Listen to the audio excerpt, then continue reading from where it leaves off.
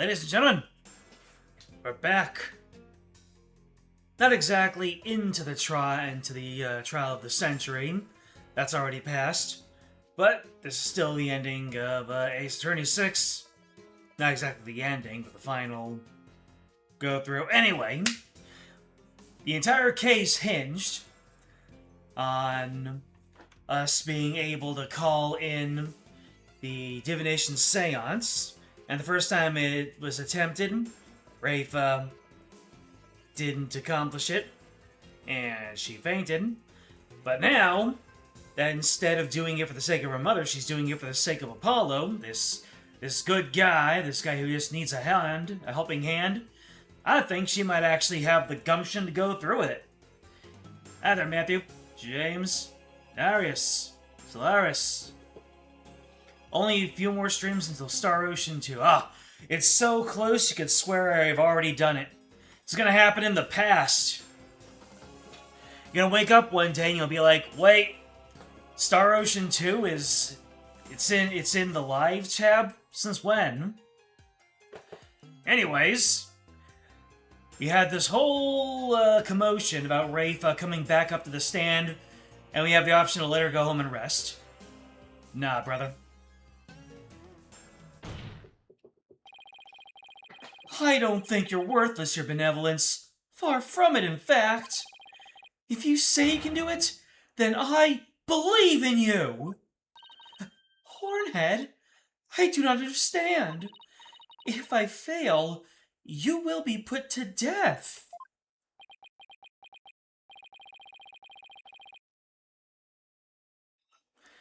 I know you collapsed during your previous attempt. This didn't even happen that long ago. Wait.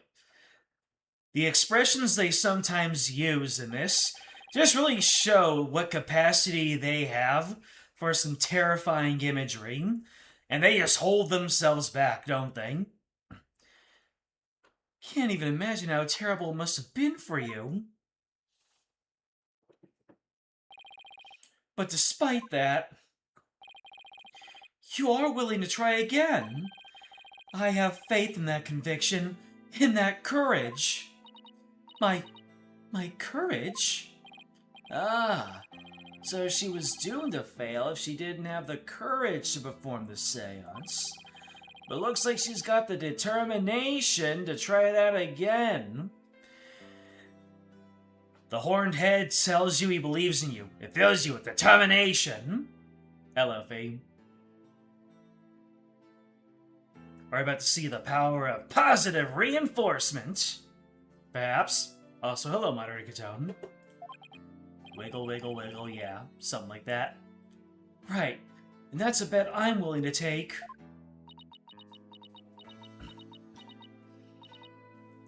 But it is as Mother said. I've erred in my insights as of late. Not only have I failed to reveal the truth, I've also contributed to false accusations. Knowing that, can you still say you believe in me? Objection! When Phoenix objects, you know he's about to lay down some truth. I wouldn't take stock in those words, your benevolence. Despite what your mother says, I don't think you've made any errors at all. Huh? In the trials I've been a part of here in Khura'in, I would have never proven my clients innocent without your seances. Because even though they didn't always reflect the absolute truth, the insights they provided served as vital leads to finding the truth. Vital leads? My seances? So please, your benevolence, try to perform the divination seance one more time. Objection! Meanwhile,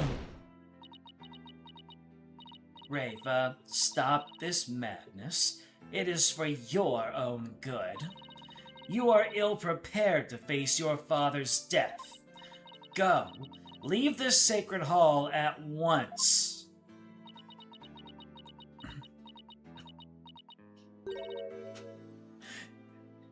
I don't think it was the power of... I think it wasn't exactly the power of positive encouragement.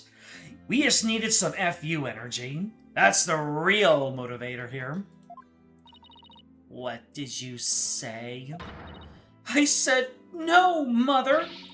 For I am the royal priestess of Khura'in. I have no need for you now. Even if you do not need me, Mother. Hornhead and this Hall of Justice do! You could bother to learn a name or two, Rafa. Not the time, but still, it's... You know, I'll just let you roll. He proved that to me by risking his own life. It is because of him that I now understand. The divination seance is my sacred duty. I must fulfill it, no matter the risk.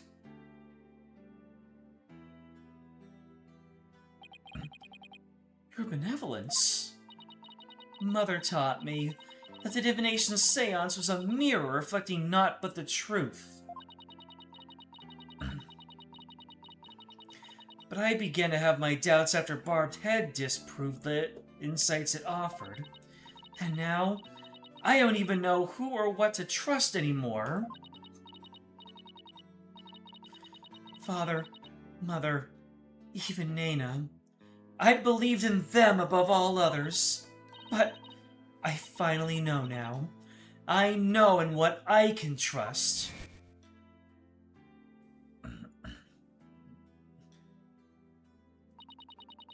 The royal priestess must debate each seance with the presiding lawyer and prosecutor.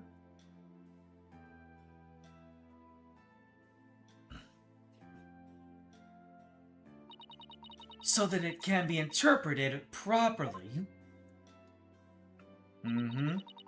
That is how I believe trials here in Khura'in should function. I've heard it said that failure is the currency with which you buy success. And Rafa, her bank account has had nothing. She hasn't been allowed it. Therefore, the Hall of Justice needs me. It is my power that leads trials toward the truth. That is my sacred duty, and I will never shirk from it again. That right there, your benevolence, is the product of what you've learned in your struggles so far. The truth that you realize with your own strength. As my sacred duty, I must ensure that it is fulfilled. I must have the courage and resolve to see it through.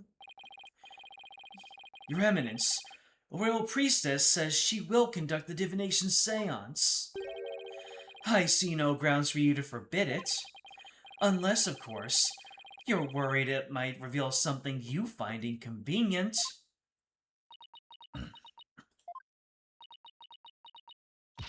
Mother, I'm done letting you have your way! Rafa, you would actually rebel against me, your mother, and more importantly, your queen?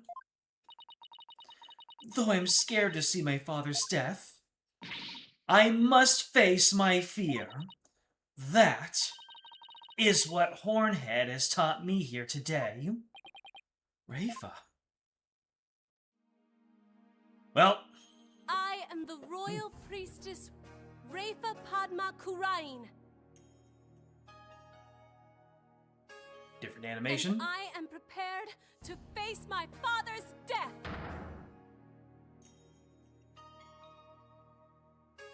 That was well worth the budget increase.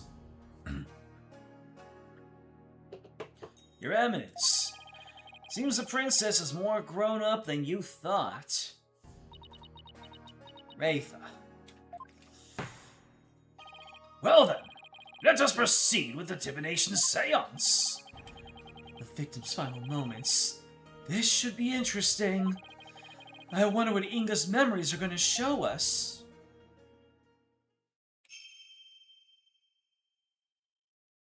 So. O Holy Mother, We hold this divination seance in your name. Let the eyes of everyone here be clear, and our ears be unstopped. O dance of devotion, guide the victim's soul to me, so that we may receive their final memories in the pool of souls. Now that's what I call some conviction. And they really, even though, in terms of timeline, if we had just played this through and didn't take a break partway through, this would have happened not too long ago, unless they changed it, because this is now the dance of conviction.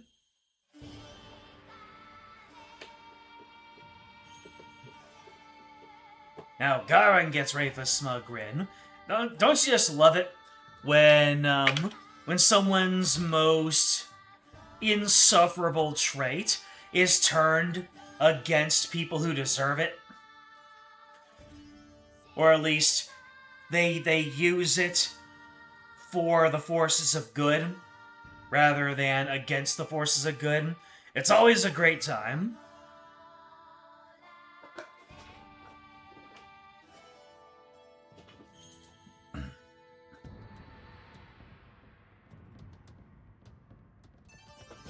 It's time to face your fear. When the time has come and gone, I'll be the one to carry on. That does sound familiar. Ah, undefeatable from Sonic Frontiers. That sounds about right. Time to face your fear. Insufferable? You would suffer that any day? You would.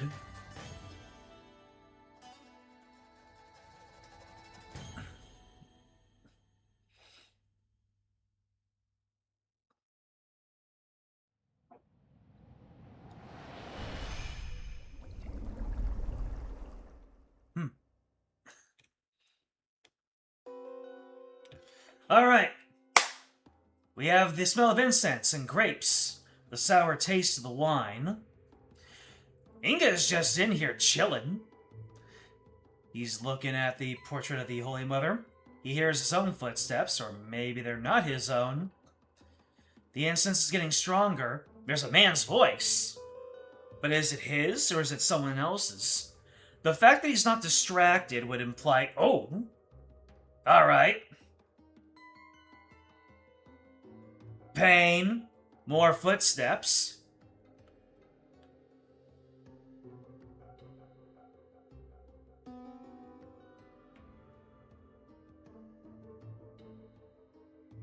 An explosion sound. And laughter. Now, why was that person faceless?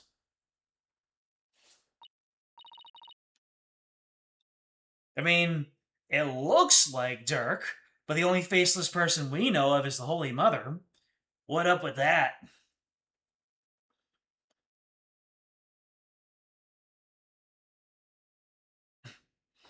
You can't drink, someone else do it? Okay. I trade in your behalf.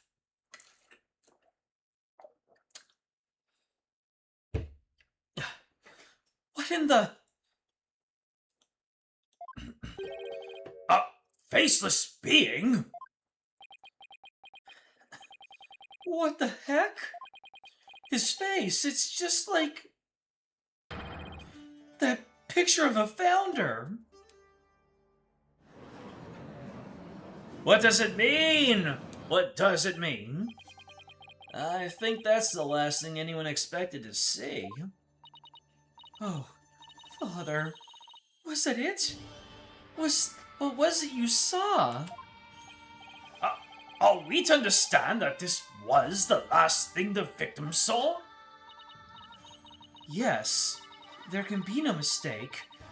That was what my father himself witnessed. How very strange.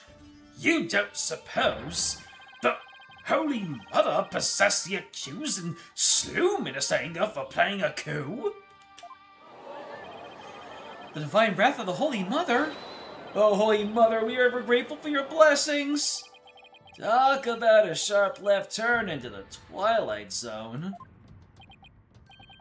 You know, there's one thing in there that caught my attention. What was that, Polly? Laughter, yeah, exactly. That laugh, who does it belong to? And why are they laughing? Who knows? Well, I suppose it could be Dirk after he slew my husband. Uh-huh. That figure didn't even have a mouth.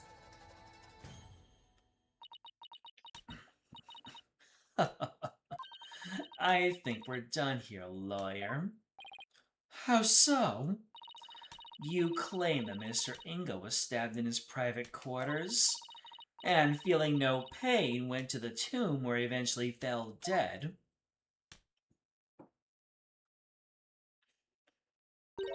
But this seance vision proves he was stabbed in the tomb and felt great pain no less.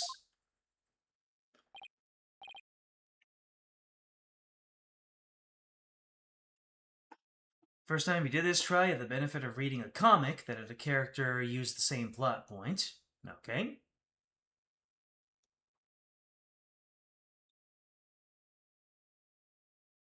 He does have prosopagnosia. How do you pronounce that?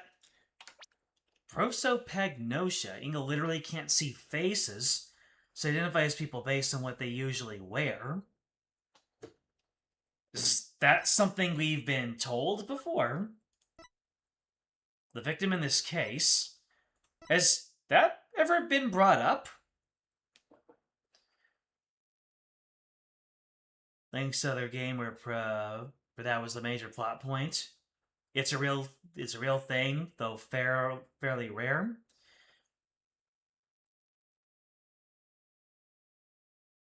I have not been told this yet, no.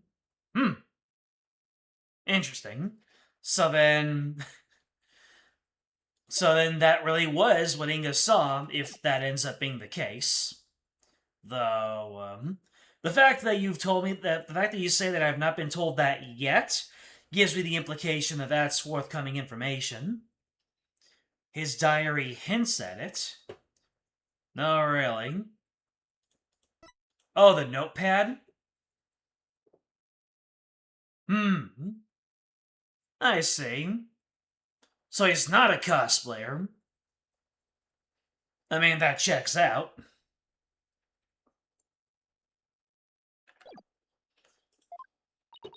Therefore, as I asserted all along, it was the accused who stabbed the minister in the tomb. Everything just backfired. Big time. Wow. Khura'in is the devil's own luck, doesn't she?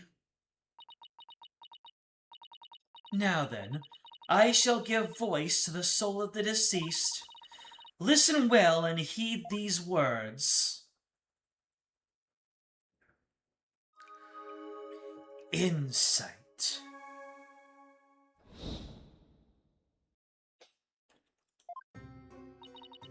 At around 3 p.m., my father was waiting in the tomb to make the hostage exchange. He was drinking grape juice while gazing upon the picture of the Holy Mother. He had been waiting vigilantly when suddenly he heard Dirk's voice. The next moment, he was stabbed in the back and collapsed. My father tried to shoot his attacker, but he missed, and the attacker let out a laugh. How do we know he missed? So, what now, Mr. Wright? It's up to us to knock holes in Rafa's interpretations of Inga's memories. In other words, we need to prove that our understanding of them could be mistaken. Okay, I'll give it a try. Alright, so the statement, he was waiting in the tomb to make the hostage exchange. Round 3, He was drinking grape juice while gazing upon the picture of the Holy Mother. He has been waiting vigilantly when he suddenly heard Dirk's voice. Next moment, he was stabbed in the back and collapsed. My father tried to shoot his attacker, but he missed, and the attacker let out a laugh. How do we know that he missed? That doesn't seem like a miss to me. And I can't press on any of these. So I just have to go by what it is that I'm seeing.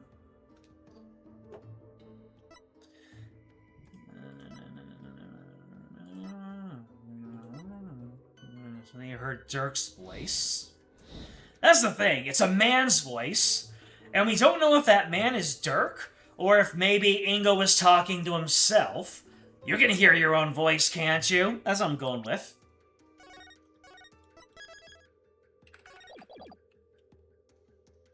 So, let me see. How do I... Oh, select. Objection! Okay, yeah. That was very presumptive that it was Dirk's voice. There's also a cell phone in the crime scene. Oh. Now that you think about it. There is. So, that voice could have easily been coming from the phone. Too vague. What's the matter, vague priestess? Afraid you might say something? Your benevolence, there seems to be an inconsistency in your interpretation. An inconsistency? Where? Mr. Inga's far too relaxed for what was supposedly about to take place. Yeah, it's like, if you hear a man's voice and it's not your own, you would imagine you would look in that direction. But nah, Inga was expecting to hear that voice. When you heard the voice you claim is Dirk's, he didn't seem the least bit alarmed. He just kept looking at the picture of the founder. That's strange, right? He was waiting for Dirk to arrive with the founder's orb, but when he heard that voice, he didn't even turn to look. Don't you think he would have been worried about being attacked from behind? Then whose voice was it? It was likely someone whose presence wouldn't have alarmed him. Someone like a friend. Objection! But there was no third party at the scene of the crime. Therefore, the voice could have only belonged to Dirk. The voice of a third party wasn't there in the tomb. Apollo, don't we have something that could reveal the owner of the mystery voice? You know, I think we do. Something Inga had while he was waiting for Dirk. With it, we just might be able to figure out whose voice it was. I believe we can identify the male voice Minister Inga heard with this. And yeah, that cell phone has not been admitted to evidence. Not yet, at least. Maybe we'll bring it in and we'll look through his contacts. That's my father's. I know this must be hard for you. Would you please take a look at this photo? There's something here that can point us toward the identity of the voice. This is the real source of the man's voice. Take that! A cell phone? Right. I believe the voice the minister heard was of a call on his cell phone. I see. Well, that certainly makes sense. Was it your eminence's view? What is your eminence's view on the matter? I concede the possibility. And it seems I must refine my vision. Alright. Subordinate's voice. It appears that the voice belonged to one of my father's subordinates. So, when Rafa refines the vision, is she changing it manually, or is she focusing on that one area, and the vision itself is becoming clearer?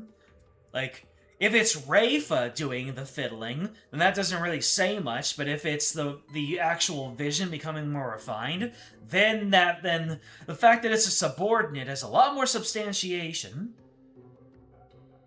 Oh. Apollo is asking that very same question. Why do you suppose he was talking to one of them, then?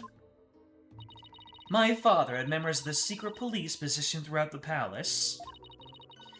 They were supposed to contact him as soon as they saw Dirk and the rest of you. Okay, now we're getting somewhere. Your benevolence. I believe you have an insight to revise. I know, Barbed Head. Don't presume to tell me how to do my duty. Kind of like when you're already starting to do your laundry, and your parents and one of your parents sees you doing that, and they say, "Hey, go do your laundry," and now you don't want to do it. My father took a call from a subordinate at the palace. My father tried to shoot the attacker, but he missed, and the attacker let out a laugh. So, the voice is coming from the phone. That's good to know. There might have been some other sounds coming from the phone. Sounds that could be clues. Let's take another look at Wraith's insights and really focus on the various sensations. I think I'm getting the hang of this now. More of a visual indicator for us. Okay.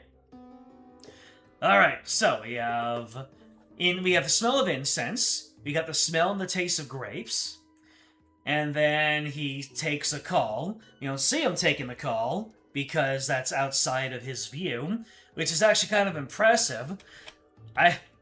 Could anyone else take a call from their cell phone without having it in their sight line? I have to look at my phone before I do anything. It's like, yeah.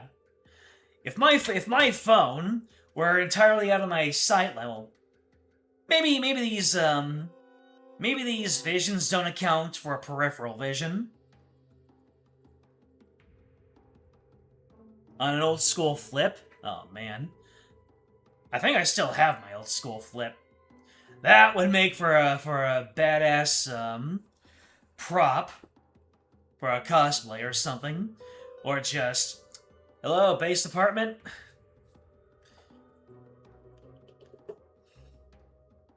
Alright, so we got footsteps. Those footsteps are consistent. The incense is consistent. The subordinate's voice is consistent. Lions roar. Dogs bark. Okay, let's waiting in the tomb to make the hostage. He's drinking a grape wine while holding the...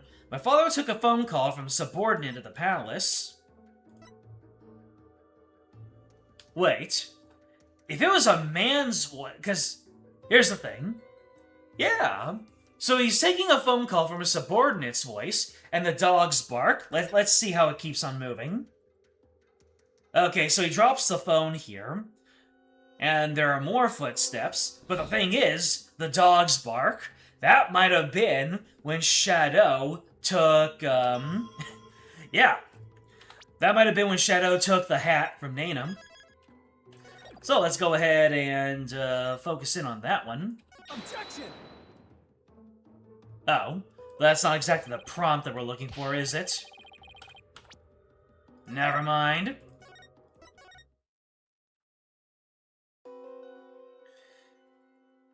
Can I look at the evidence real quick? What are we looking for? A lion's roar? That's not a lion's roar. That's a warbad. Yeah, drinking grape juice while gazing up at the picture of the Holy Mother. Father took a call from the subordinate at the palace. Okay, there we go. But the dogs bark. Lions roar. So the subordinate wasn't at the palace. They were in the bazaar. So what we're looking for is the lion's roar. Yep, there we go. That's not a lion, that's a warbad. Where did you need to look at the evidence real quick? Attorney's badge, photo of dear old Papa, Inga's autopsy report, tomb diagram, crime photo, gemstone, pink butterfly pendant, mysterious bloodstain. For the one I'm thinking of?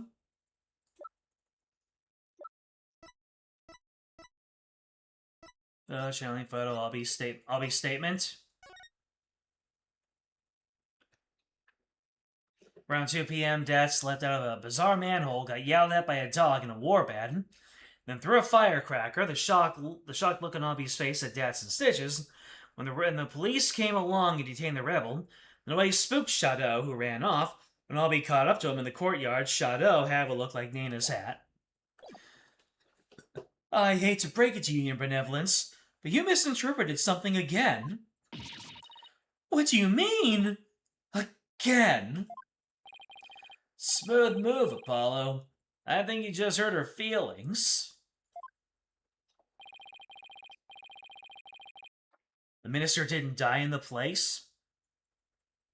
He was at the bazaar. The lions roar, dog bark, and explosion.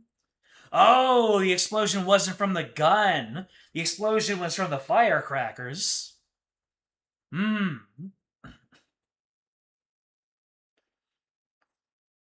She may have put a brave face, but she feels more than she lets on.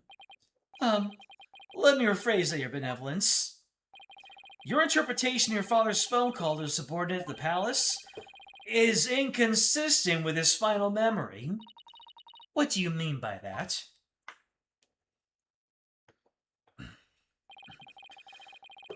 A lion's roar could be heard over the phone. Don't you find that strange? You claimed the call was of someone at the palace.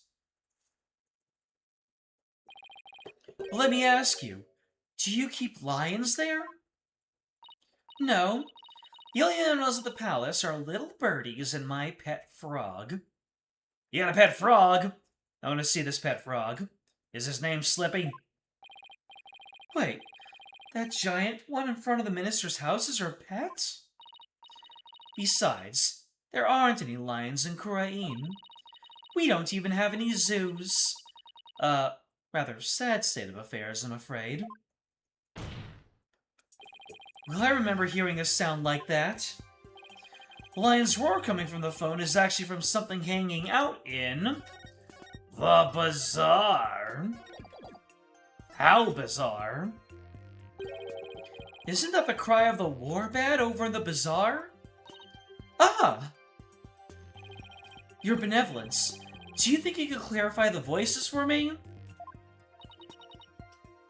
Very well. I will now attempt to further refine my vision. Warbat's cry. What's this?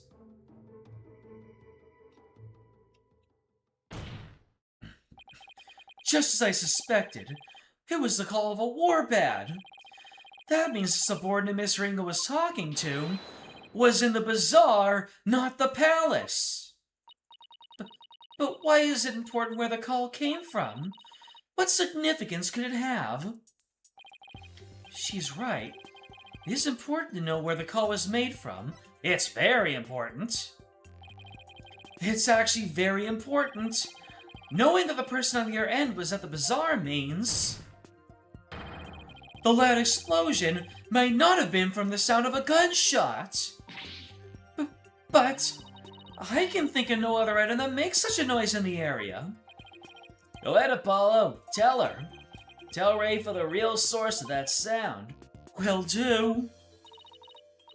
Well, Hornhead, I'm waiting. What was the true source of the explosive sound? Let me see. We don't have the, we don't have the actual firecrackers, so we'll just go by Albie's statement. What is that? It's Albie your guide's statement. In it, he claims that that's a rebel threw a firecracker at him while he was at the bazaar. Then, yes, the sound heard over the phone was a firecracker exploding. And yet, a bullet was found at the scene of the crime. A bullet fired from Mr. Inga's gun. How do you explain that? Well, we don't know whether it was fired during the course of the crime, right? Or do you have evidence that proves when the pistol was discharged? No, I have none. It's always such a flip whenever the defense asks the prosecutor for any evidence. Of course, in the case whenever the defense has to provide evidence, they're on a razor-thin wire, and whenever the prosecutor has to provide evidence, usually it's just knock things back in the defense's court. Wait a second. If that loud bang was a firecracker, then that laugh at the end could have been... No. It can't be. Oh, it can. And it is. That laugh came from none other than... the Joker who got a kick out of startling Albie with the dragon snot snaps. That happy-go-lucky, that's a rebel. That's a rebel! Dun dun dun dun ba dum bum. Iris wipe. What? Someone should really put a leash on that guy. I shudder to think how one man can be the cause of so much trouble. Hey there, AJPW. Y'all can thank me later. No one asked for your commentary, Mr. Rebel. Your benevolence. Do you need to revise your insight? It would appear so.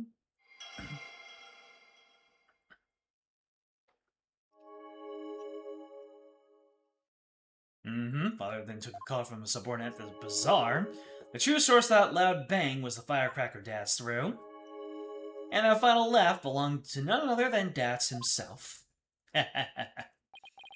Well, this changes everything. Isn't Dats a wanted criminal? It's fine. He had enough lizards to share with the court. He had enough lizards to share with the gallery, so he's cool.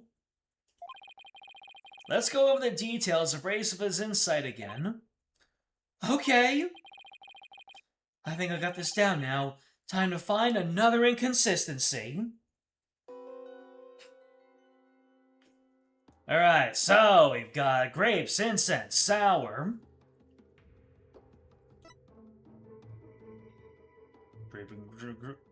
Drinking grape juice. Footsteps. Took a phone call from the subordinate at the bazaar. Alright, so we got the subordinate's voice. Warbats cry. Dogs bark, so that's Shadow getting spooked. Pain. Footsteps again. And then Faceless. Freaking. Brought up the gun. Wait. The explosion. And then laughter. Huh. The dog's bark comes way earlier than... You're stabbed in the back and collapsed. Eat your lizards, gallery. The true source of that loud bang was the firecracker that Dats threw. And that final laugh belonged to none other than Dats himself. So... what was the, let's see, around 2 p.m., Dats got yelled at by a dog in a warbed, then threw a firecracker. But the dog, the sound of the dog, is, like, really before the explosion. Way before the explosion.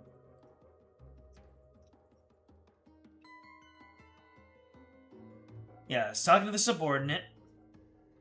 Footsteps. Warbats cry, dogs bark. You can also see the evidence again, especially Inga's note. Inga's note, you say.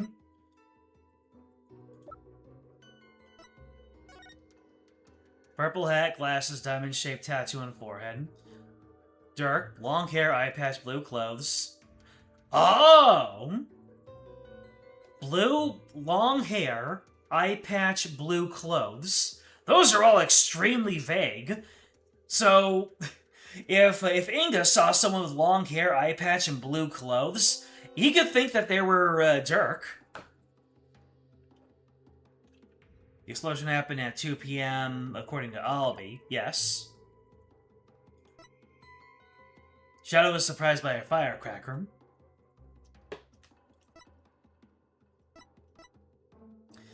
A picture taken around 2 p.m. of the channeling Wright. Alright, let's see here. The autopsy report. Time of death is approximately 3 p.m. I see. Although, where we'll have to put a pin on that later. The final laugh belonged to none other than Dats himself. That is true. The source of that loud bang was a firecracker Dats threw. That is true. The next so my father took a call from the subordinate at the bazaar. Next moment, he was stabbed in the back and collapsed.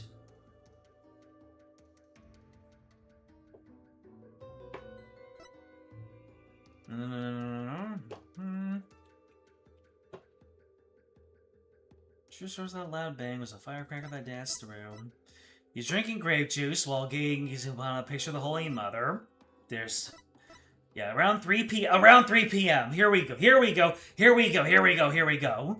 So, if it was around 3 p.m., the explosion went off at 2 p.m. Let me see, so...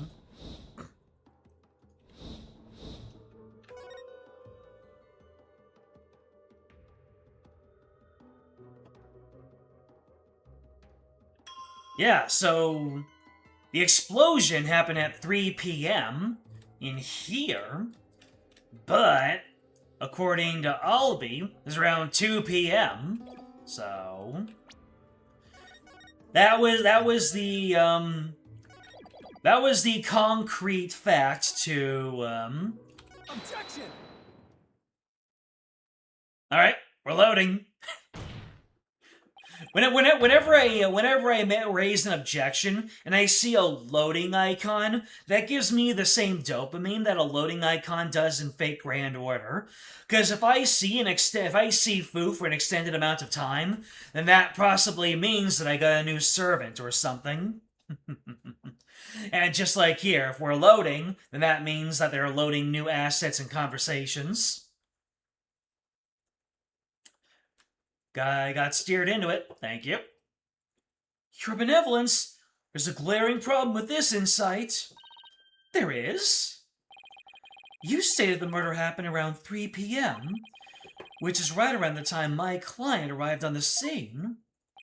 However, now that we know what the source of the loud bang is, your insight conflicts with a certain piece of evidence. Well, I suppose I have to ask the obvious here. What evidence conflicts with the claim that the murder occurred at 3 p.m.? Boom, baby. I'll be your guide statement. Again?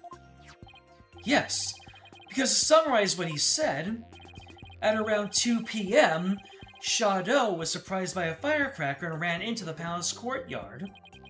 Around 2 p.m.? That's right, 2 p.m., not 3 p.m. Are you suggesting... Uh-oh! Our first look at Garon's damaged animations with a perfect twitching eye. Oh boy. Do you see her nails on the desk right there? I have a feeling we're gonna hear them at some point in this trial. I think you know where I'm going with this. Dats's laugh, the cry of the warbad, and the bang of the firecracker were all heard right before administering his death. Thanks to Albie's statement, we can put a definitive timestamp on all of these sounds. Therefore, what this vision shows is that it's extremely likely the deceased's final moments were at 2 rather than 3, as we'd originally thought. Dare I ask? It means the murder took place a full hour before Dirk entered the tomb! Porkuka! How can this be? Are you saying that I, the very personification of the law, have been mistaken? Ooh! She didn't scratch the podium, or whatever the desk, I guess. She didn't scratch the podium. Those fakes just came right off.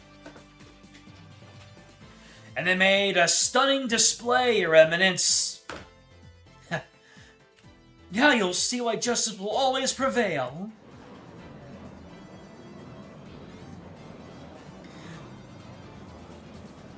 I understand that they're emulating the feel, the visual novel feel of the first 4 games, but just seeing those diorama shots it's always funny to me. So silly. Peace, I say.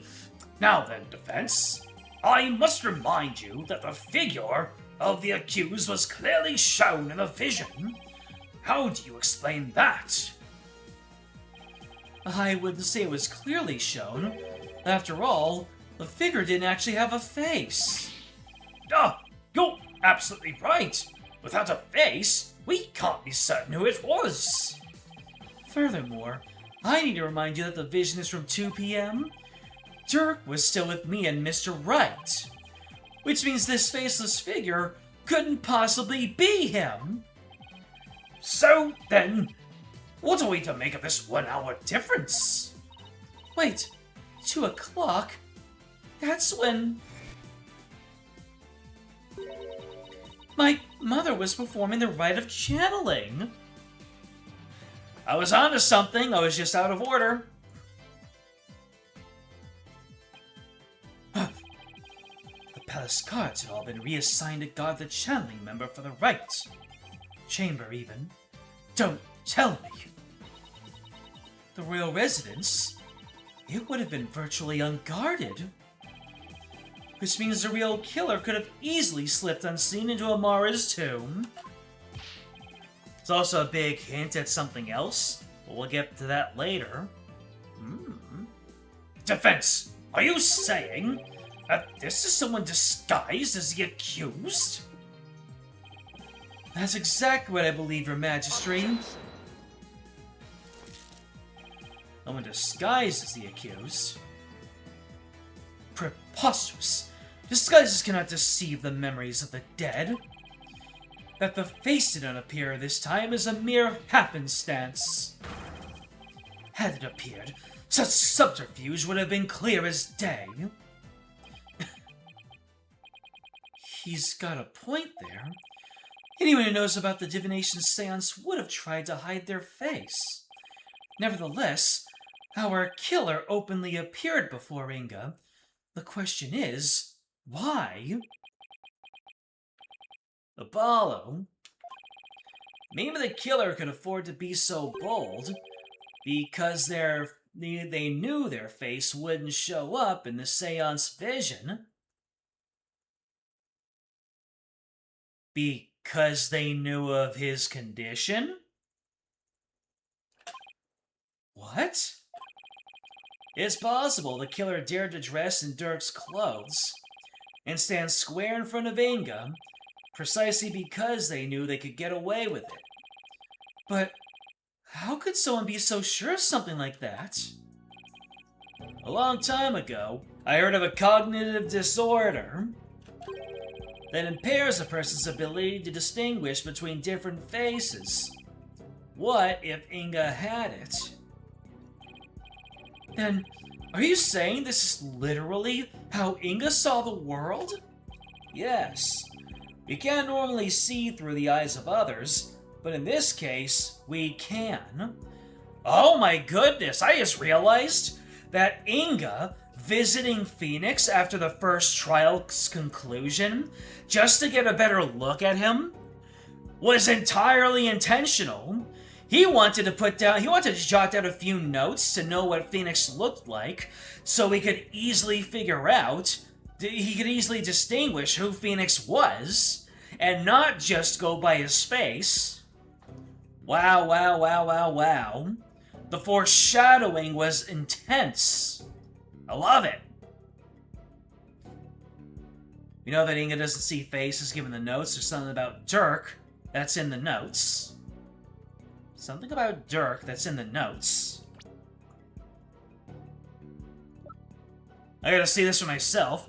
Long hair, eye patch, blue clothes. Long hair, eye patch, blue clothes. Long hair, eye patch, blue clothes. And in the vision...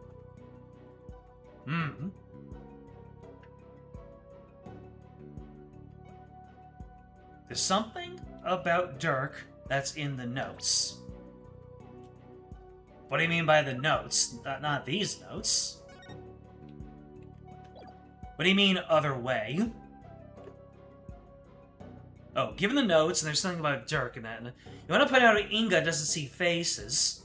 Oh, wait, he doesn't see faces. Dirk then is missing something in Inga's note.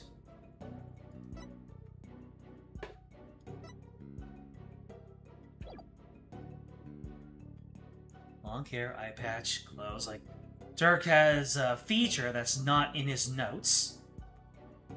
Oh, wait, the scar. Well, there's the scar, and there's the note on the head. So, long hair, eye patch, blue clothes. But there, he has the mark, and he has the scar. Yeah, he has the forehead diamond, that's what I mean. The forehead diamond. And who does have a forehead diamond? A diamond-shaped tattoo on the forehead is on Nana. But if we look at Dirk... Oh, he does have one. Never mind. That's, interesting. Let me look at Nana again. Nana doesn't have a scar, though.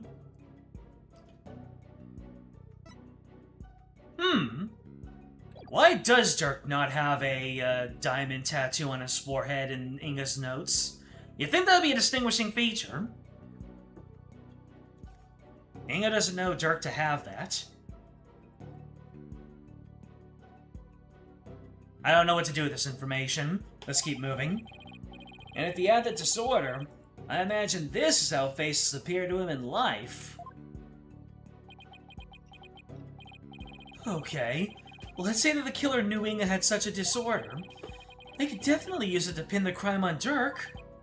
But, if you're wondering how to prove that Inga had it, you already have what you need. Really? Well, depends. Do you have anything to show to this court? Yes, I believe so. Frankly, I have no idea what Mr. Wright means, but I'll look over the evidence over again. What explains why the face of Minister Inga's killer is absent in his seance vision? I'm guessing it's the notepad. Take that! Notepad? He doesn't see the mark on Dirk, but he does see it on the killer. Yeah, now what I'm saying is... We have, let's see what everyone has diamonds on their forehead. That's not exactly a diamond, is it? I mean, Rafa's got one, but nah. Does Garon have one? I mean, Nana has one. I'll have to take another look at... Actually, you know what? I know exactly how I can tell if, Oh. Yeah, Garon has a diamond on her forehead, but it's much more prominent. So... It's not looking very good for Nana. I mean, Albie also has one, but... No. Yes, it was found in Mr. Inga's room, and it holds the answer we're looking for. As you can see, it's filled with detailed notes on various individuals. Who has one doesn't matter, it's who Inga knows has one that matters. Relevant. What kind of clothes they wear, hairstyles, and other discerning physical characteristics. This is connected to the faceless nature of the killer. How? The vision we saw was exactly what Mr. Inga saw with his own eyes. It is he who saw the killer as a person without a face. In fact, this is how he normally saw everyone around him. What's this? I believe Mr. Inga had a disorder that prevented him from recognizing faces. It would explain the faceless being, and why he needed a notepad full of people's physical characteristics. Now that I think about it, my father was always terrible at remembering people. By simply changing my hairstyle, he would fail to recognize even me. Your Eminence, you knew that your husband had such a disorder, didn't you?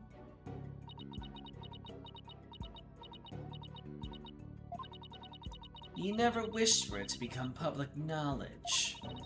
But I suppose there's no use in keeping quiet about it now.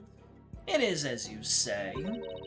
My late husband had a special disorder that hindered his ability to recognize faces. Didn't hinder it, it made it impossible. The medical term for it is prosopagnosia. So Mr. Wright was right. The floor is indeed made of floor. The memories of those afflicted with such disorders in life do appear strange at times. There is precedent for this. So, the killer likely knew about the disorder and used it to their advantage. Right. So there's someone who is both knowledgeable at the divination seance and aware of Inga's affliction.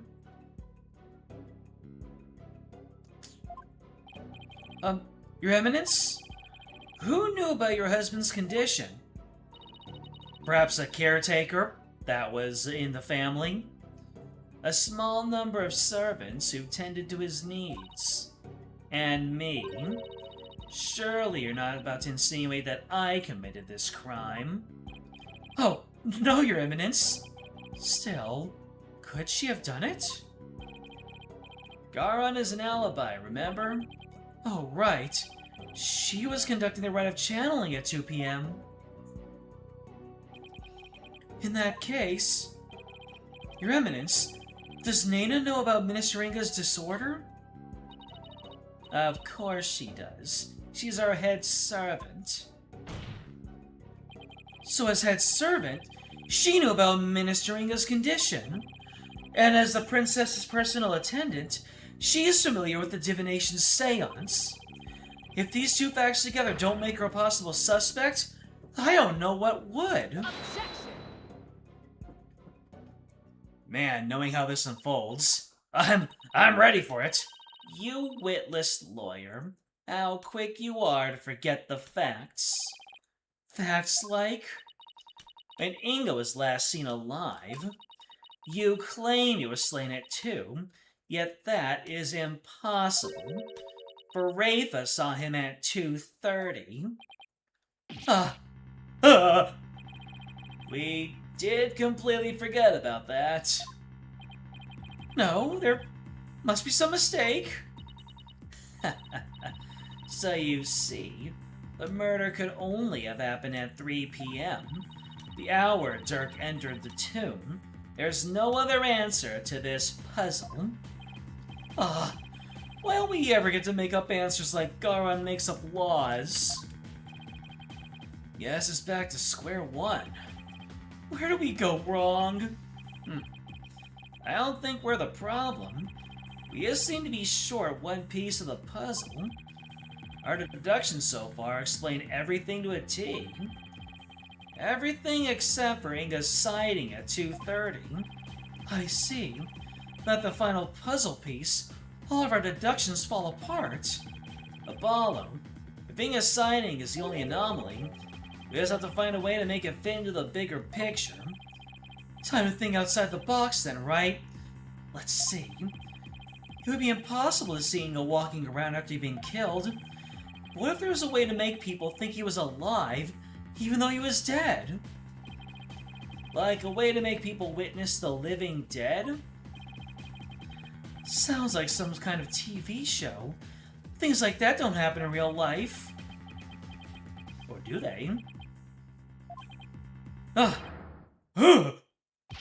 Apollo, did you just... I did! I figured it out! I know make people witness the living dead. Your Majesty, our deductions weren't wrong after all. Despite Mr. Inga being murdered at 2 p.m., he was seen heading into the tomb at 2:30, and I'll tell you how.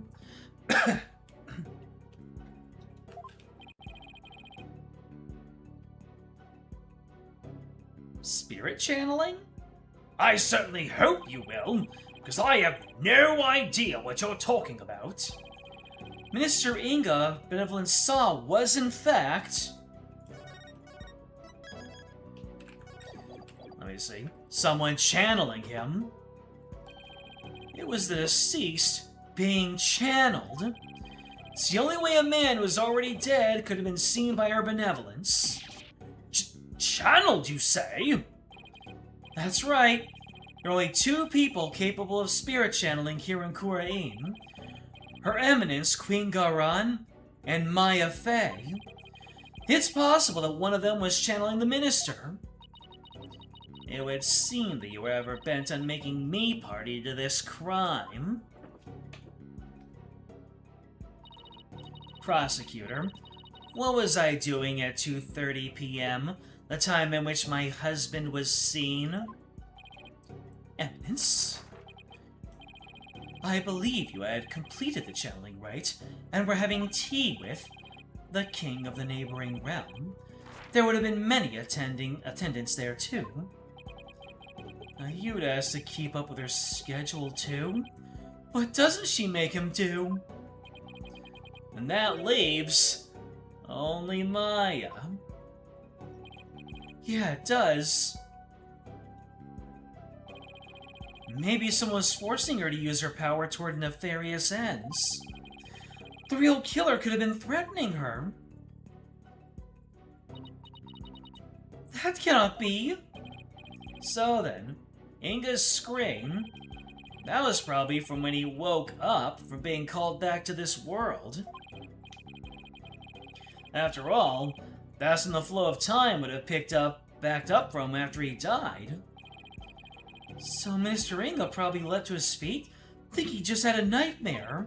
Then, realizing it was almost time for the hostage exchange, he raced off to Amara's tomb, not even realizing he was already dead.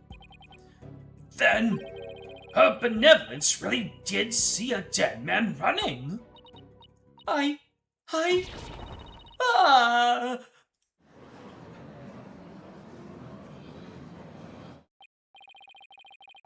Actually, there is another option. Is there?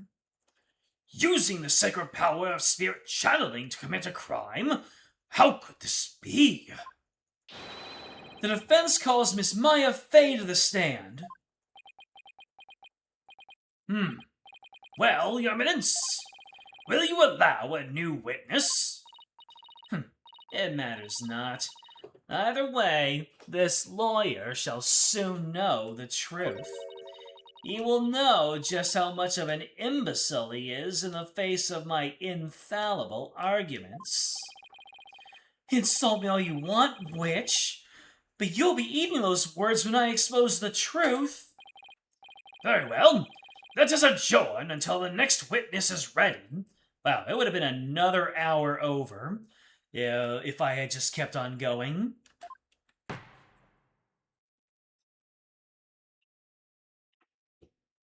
Nana's missing, and we know someone channeled this guy. Thus, Nana can channel. Interesting.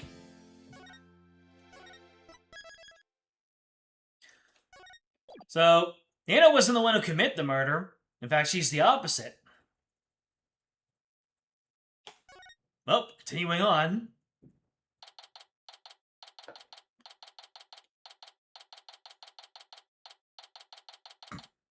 Which is almost how you would put it.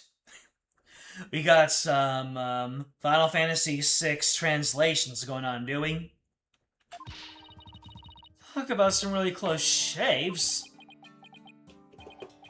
Well, you can't get a closer shave than Headman's brand blades, that's for sure. The trial's not even over yet, and I'm already exhausted. Still, you were able to fight back the Queen herself in there. Well, maybe with Miss Faye's help, I won't have to keep on playing her game much longer. Speaking of which... I guess a little late to be asking, but... do you think she's well enough to testify, Mr. Wright? She slept all day yesterday out of exhaustion, apparently. That's all it was, so she should be okay.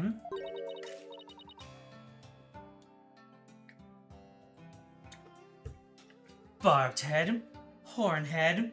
Gee, I wonder who this is. Oh, hello, your benevolence. Princess Rafa, you were really impressive in there.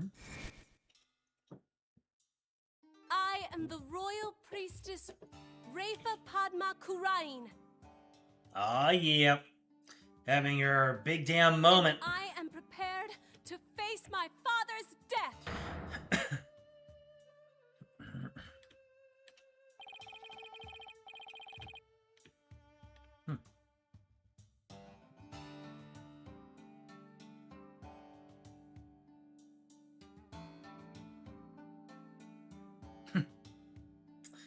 Sorry. I was just looking into seeing who had disturbed my slumber, and it was quite an interesting prospect. Despite your mother's opposition, you stood your ground. And in doing so, you fulfilled your duty as the royal priestess. It was all thanks to you and your friends. Your belief in me gave me the courage to follow my path. So, you have my gratitude. Oh, don't mention it. 8-bit theater. That tracks. I was in the ballpark. I said Final Fantasy VI, and it's a fan comic of Final Fantasy 1. It's remotely related. I know. I shall thank you with a gift. What would you like? A cow? A horse? 1 gold sheet, please. Or perhaps I shall reward your efforts with a royal shoulder massage. Oh, that's okay, your benevolence. Your gratitude is more than enough. Thanks. But I thought you Americans liked massages. My technique was highly praised by my father, I'll have you know. Hey you, lawyers! Where's the accused? Huh? Dirk? That's a good question. That's what you do now. I blew it big time, AJ. That's... Shut up, you! What's going on? This scoundrel tried to escape with the accused. What? We were able to nab him, but the accused is nowhere to be found. Where are you hiding him, you miscreant? The bailiff knows that if you let the accused get away... I keep telling you, got no idea where he went. I mean, yeah, we booked it together, but I lost track of him after that. So, Dirk's on the lam now?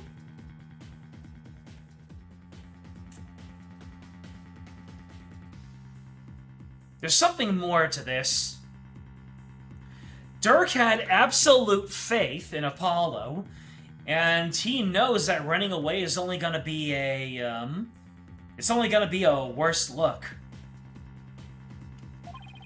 Probably, but who knows? He vanished in the blink of an eye. Vanished? You wanna know something, AJ? Dirk said this to me. I can't put Amara in danger. I have to set her free before it's too late. What? Don't tell me he's gonna rescue her. But that's what I am telling you.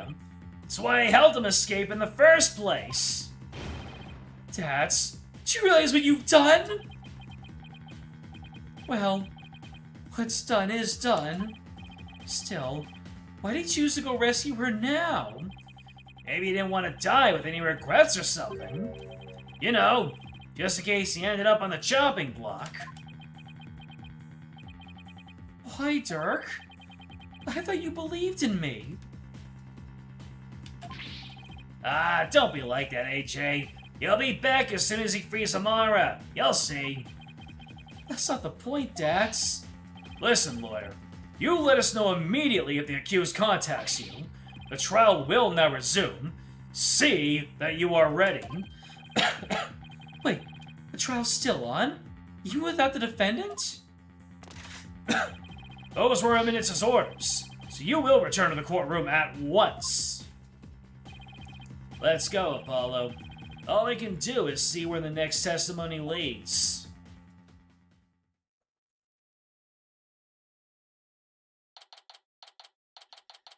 Things are gearing up for some things to happen.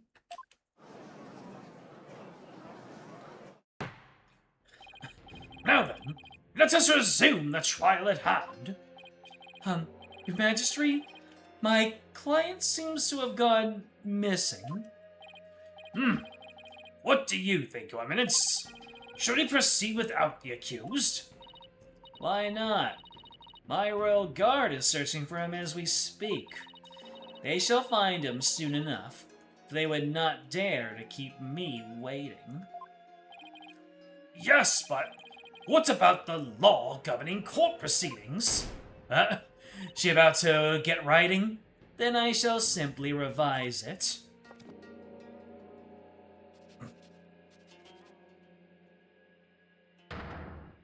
Does that mean that her nail polish is constantly undried just for the purposes of coming up with new laws? It is really well foreshadowed. Oh boy. As ruling sovereign of Khura'in, I proclaim the following. Should the accused be an enemy of the crown, they may be tried in absentia. Well, in that case, I guess there's no problem with proceeding. Will the witness, Ms. Maya Fey, please approach the stand? Her nails are so sharp that they're pencils. Reasonable. Sorry to summon you like this, Maya. No. Getting dragged out of bed and into court is not exactly a fun wake-up call, Nick. I'm sorry, Miss Fey. It was my idea. And you are? Oh, right. I'm Apollo Justice. It's nice to finally meet you. Oh, so you're Apollo. Nyx told me all about you. You're the new guy with the loud voice and a bit of an unreliable streak, right? Unreliable? Well, that was 2 years ago. You've come a long way since. So, why was I called here anyway?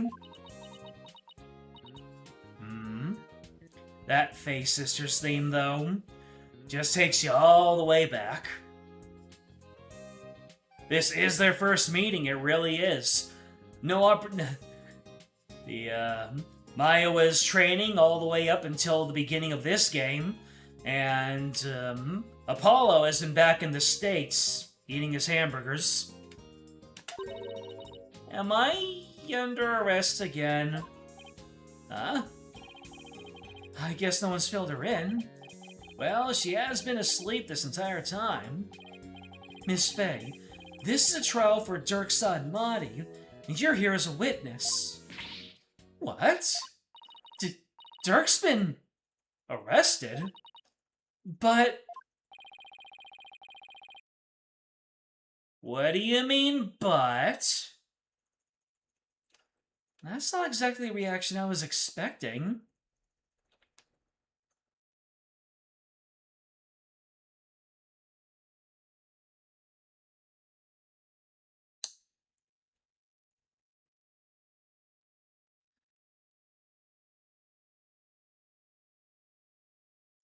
I think I might have figured it out.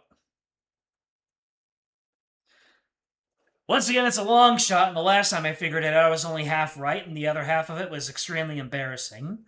But I think I might have figured out something. And if so, just this is gonna be heartrending. Yeah, we're all gonna be played like fiddles here, if I'm at all right. That's not exactly the reaction I was expecting. Miss Faye, you are suspected of playing a part in the murder of Justice Minister Inga. What? Someone allegedly forced you to channel the minister to obfuscate the time of his murder. At least, that is what the defense claims. Wait. What? How could you, Apollo? How could you reach that conclusion? Sorry, but it's the only way this whole case makes any sense. Your understandable anger at the defense aside, will you testify, Miss Faye? Yes, Your Majesty.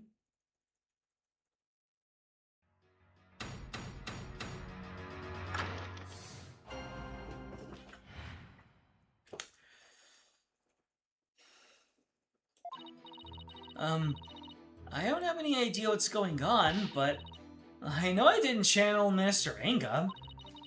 I didn't even have the chance to do something like that.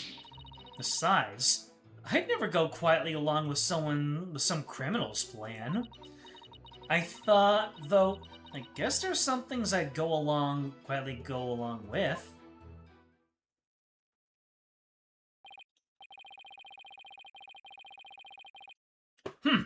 It seems the witness doesn't believe she has ever channeled Justice Minister Inga. And if her words prove to be true, defense, your entire argument becomes moot.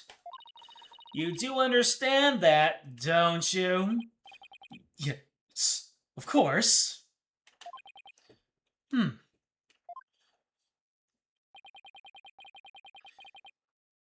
It doesn't seem like Ms. Faye is lying. Apollo. Maya was being awfully secretive about something just now. And I guess I better dig a bit and try to get her to open up to me first.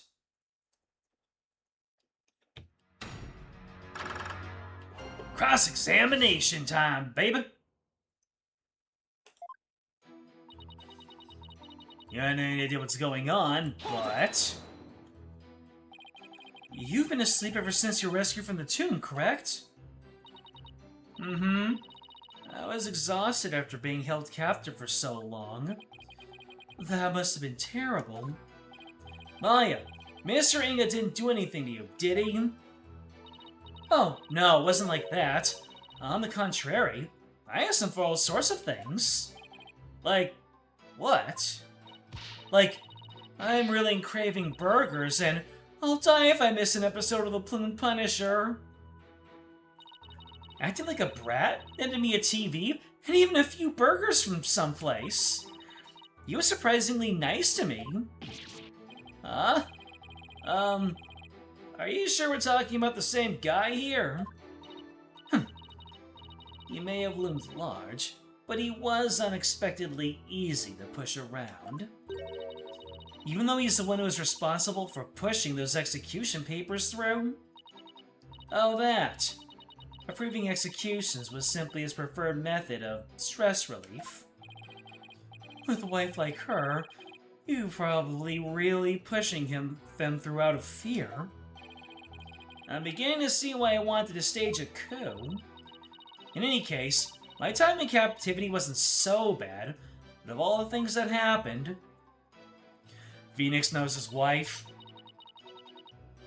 I know I didn't channel Minister Inga. Are you sure about that? Maybe you just don't remember channeling him. Don't remember? I may be 28, but I'm not senile, you know. Something's not right here. Miss Faye, you were confined to Amara's tomb the whole time. Is that correct? Yes. but I wasn't conscious the whole time.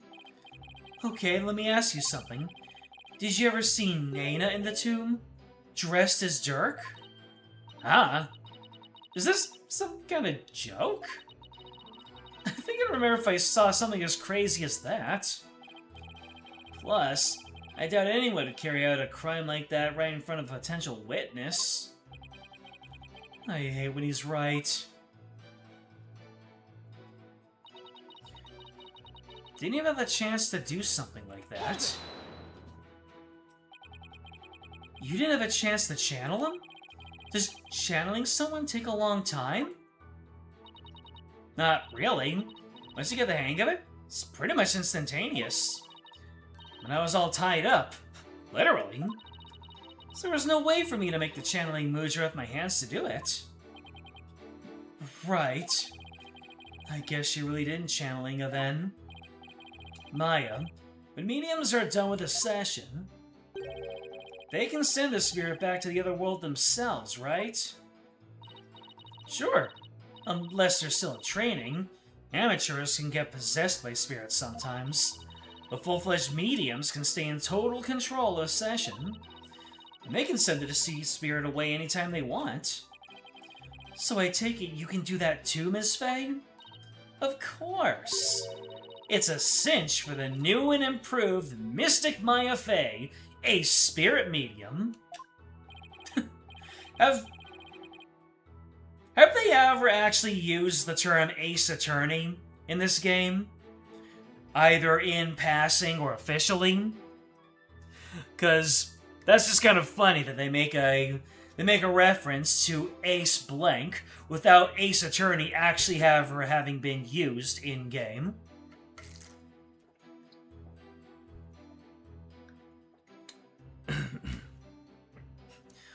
You seem like the same old childish Maya to me. No, I'll show you, childish Nick. Mom, Dad, stop fighting. You want to say that in the Professor Layton crossover they do say Ace Attorney in the epilogue, but don't quote you on that. Interesting. Besides, I never go quietly along with some criminal's plan. So you wouldn't channel spirits for unseemly purposes? Of course not. Spirit channeling is my bread and butter. I take a lot of pride in my work. It's like, would you use your legal skills to commit a crime, Apollo? Well, until finger-pointing and injecting can become deadly, I don't see how they can be used. Wow, you're a regular Mr. Smarty Pants. Just like Nick. Always at the ready with some sarcastic comeback. I think I'll save my many objections for after the trial. Yes, please. Anyway, I never go along with something like murder.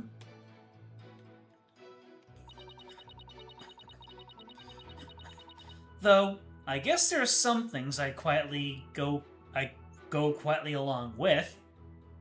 Hold it! Now that I want you to elaborate on.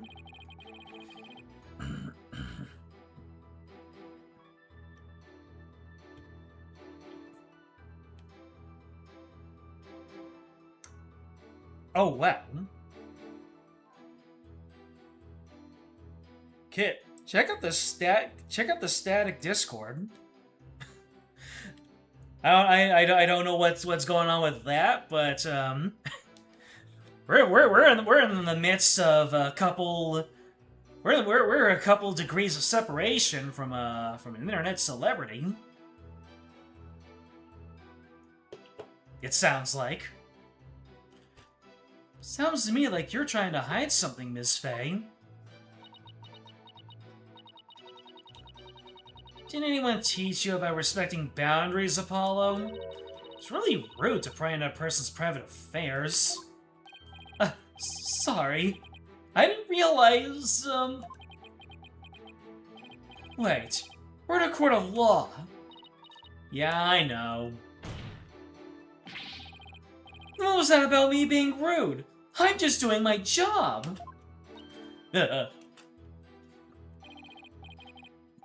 So, please tell me, what exactly are you hiding? Sorry, but I promised Dirk I wouldn't say. You made a promise to Dirk?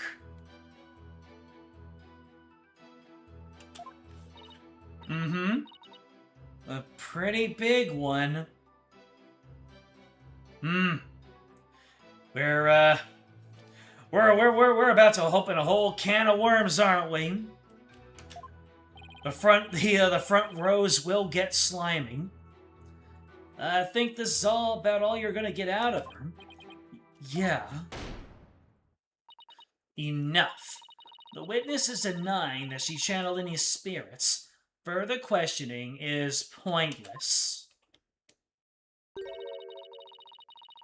It appears your little fiction has been soundly exposed for what it is. You should listen to her, Apollo. Why are you antagonizing me? I don't even know why you suspected me in the first place. I mean, you don't have any evidence of me channeling Mr. Inga, do you? Oh, evidence, huh? There's no point in even thinking about it, really. I don't use anything special to channel spirits, so there wouldn't be anything left behind. That's true. Just like when she channeled the High Priest, all Maya needs is her own body. If the defense has no evidence to offer, I will have to end this cross-examination. But now, even if she doesn't use any special items to do the channeling itself, you'd think there'd be something to complete the deception. Is there any proof that Justice Minister Inga was channeled?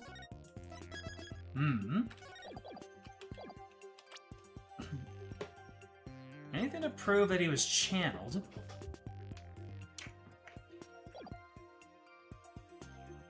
How do I even prove that? This is just fallen completely out of my head. Oh, the gemstone? It's caked in soot. Unless that's not what we're going for. Yes, there is.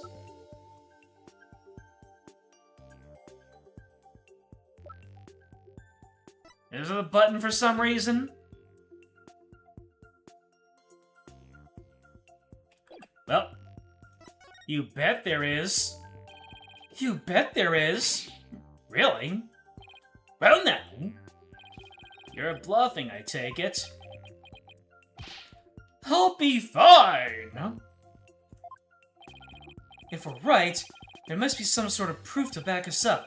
Time to do some serious thinking, Apollo Justice. Okay, we know that when Rafa saw her father, he wasn't dressed like Ms. Fey, right? Right, because if he was, Rafa would have immediately known he was being channeled. So that means he was dressed in his usual suit when Rafa saw him. Aha! Good thinking, Apollo. This might be a perfect angle to attack from. Alright! Let's have an answer from the defense. What proof do you have that Miss Maya Fey channeled Minister Inga? Not exactly Maya, but, it's the button in it. Take that! Is that the gemstone?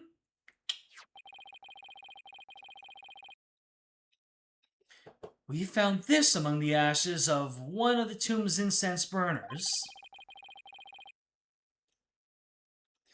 Does this gemstone ring any bells, Your Eminence? What? What was that doing in the tomb? Ah, so you do recognize it. But then, as his wife, how could you not recognize this gemstone button from your husband's jacket? Huh? I don't get where you're going with this. Channeling ministering alone would be enough to fool someone like Princess Rafa, especially if you're wearing your clothes.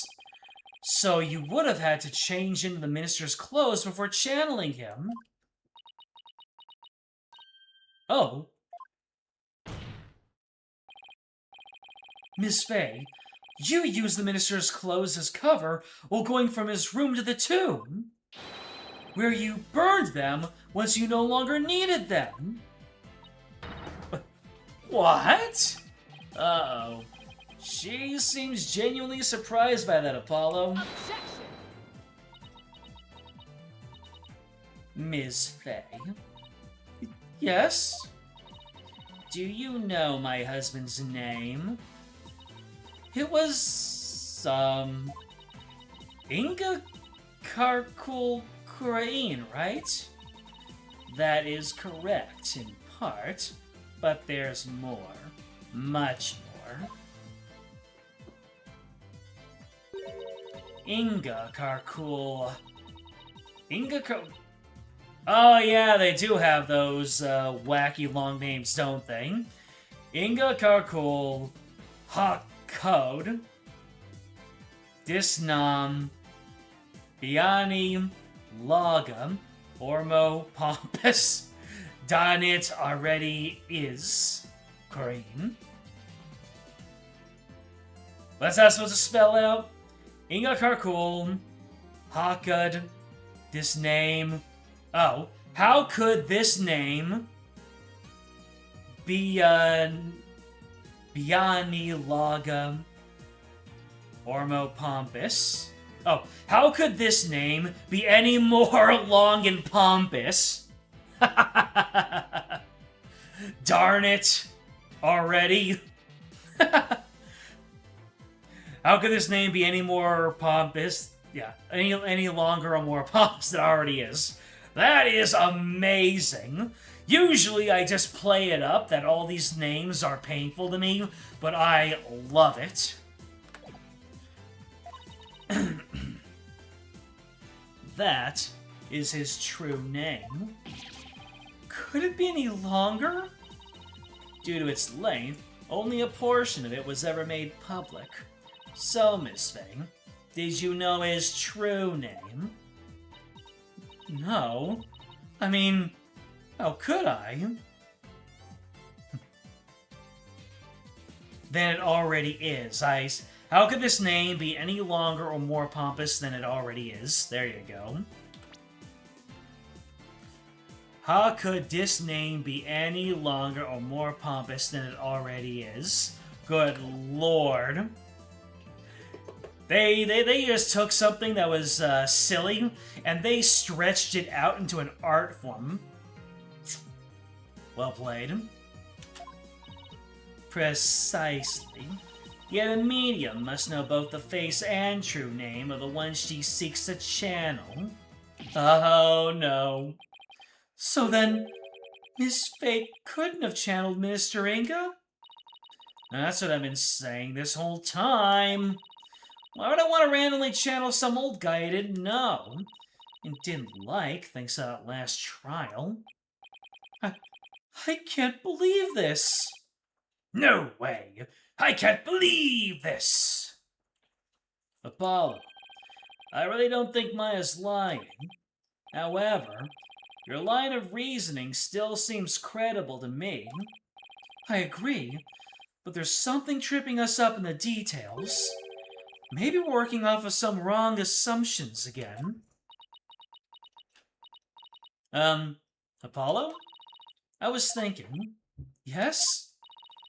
Since I didn't channel Minister Inga, is it possible that someone else did? Someone else? But who else could it have been?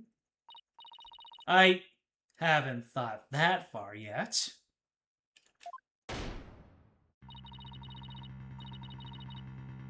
Such chatter is without merit. Let us move on, shall we? Oh. I don't care what Garan says. I'm going to figure this out. If it wasn't Miss Faye, and the Queen has an alibi, then... Apollo, Forget about who is capable of channeling spirits for a second. I should consider the circumstances around the channeling, right? Right. We know Rafa saw her father come running out of his private quarters. If he was being channeled at the time, who could it have been? It had to have been someone who was in Inga's private quarters. Well, I'm waiting, defense. I'm waiting! And you know how much I despise waiting. Yes, but there is someone else besides Ms. Faye who could have channeled Minister Inga. Just one more person, and they were in Inga's private quarters. That person is our only hope now. So, the defense believes there was another. Let's have your very serious answer then. With pleasure. Horned Devil, who could have channeled Minister Inga? I mean, we're kind of circling around the same point, aren't we? Ba-da-ba-ba-da-ba. Bina! Nana? Your Eminence said it yourself. That's right. Nana never did go into the tomb that day.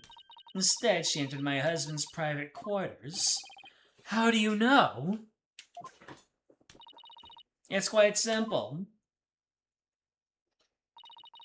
Shoe prints were discovered in Inga's private quarters. Shoe prints that belonged to Nana. And then there's her benevolence's statement. She said that Nana disappeared right after she entered Minister Inga's private quarters. The room from which Minister Inga himself came running out of not long afterwards. You're not seriously suggesting. It's the only thing that makes sense.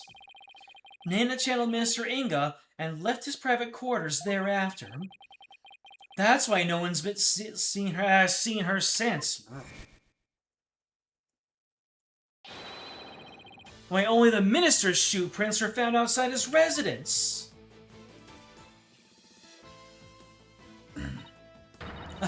No way! That's gotta be it. Nana must have somehow channeled the minister.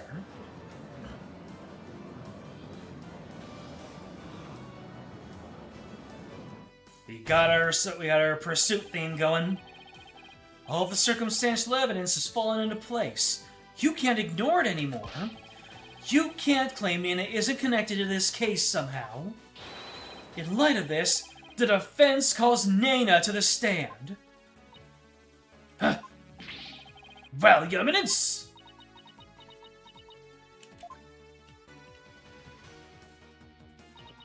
Very well then. Let us call Nana to testify. Yes! Now I can finally crack this case wide open. Let us adjourn while the witness is summoned.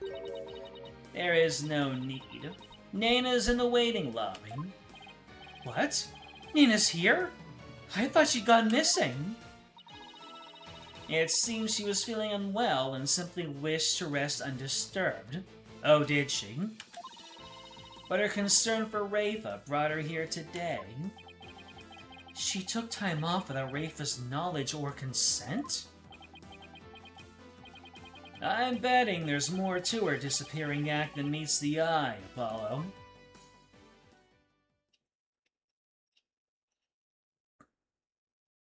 There she is! Why are you smirking? What do you know that we don't? Actually, that's exactly what we're here to figure out. Miss Nana, do you understand why you have been summoned here today?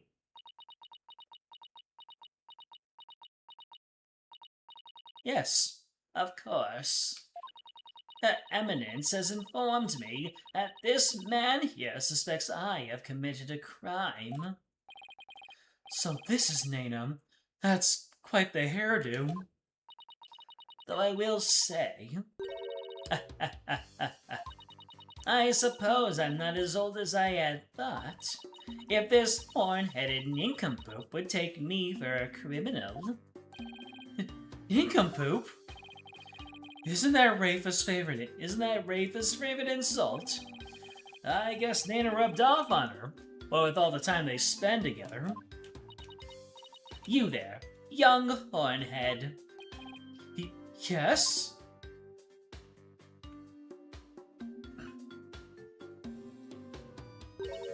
You're accusing me of slaying Minister Inga and channeling his spirit, yes?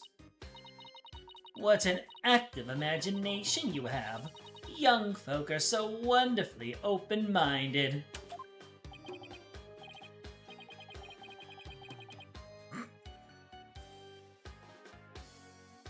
B, were you about to get timed out? Thanks. Just take the compliment, Justice. Now then, will the witness please proceed with her testimony? This court wishes to know if you did or did not channel Minister Inga in his private quarters.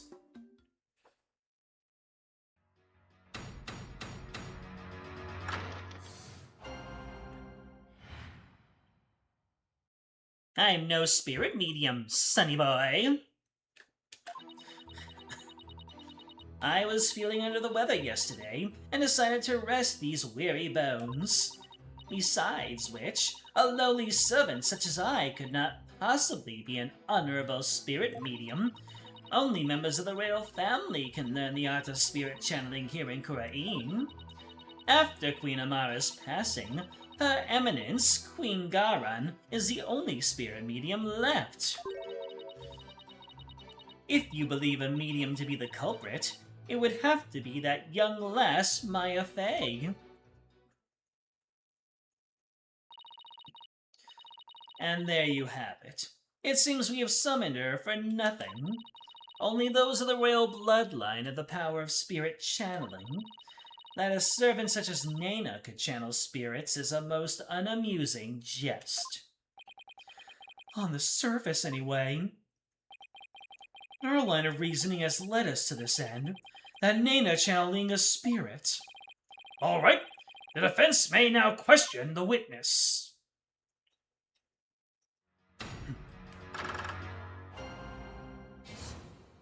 Alright.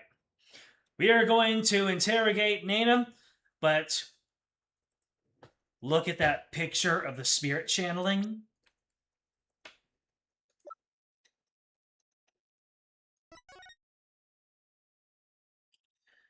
Let me see here. So we've got...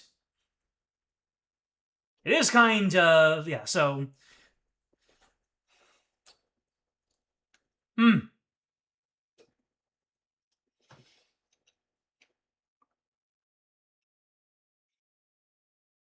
So I guess... Who is this on the other side anyway? Is that the king? Is that the king of the neighboring nation?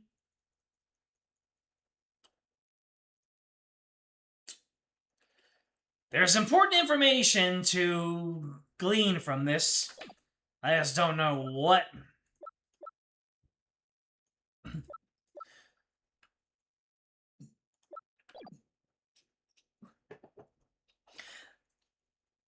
I guess today I had a very light lunch, and I am feeling famished right now. So I'm going to quickly get up and prep something. So we're going to stay here with this lovely vision. I won't be gone too long. Definitely not long enough for the for a break. So Kirby, I'm going to get some vittles. You take over from here. I'll be right back. Let me just go ahead and do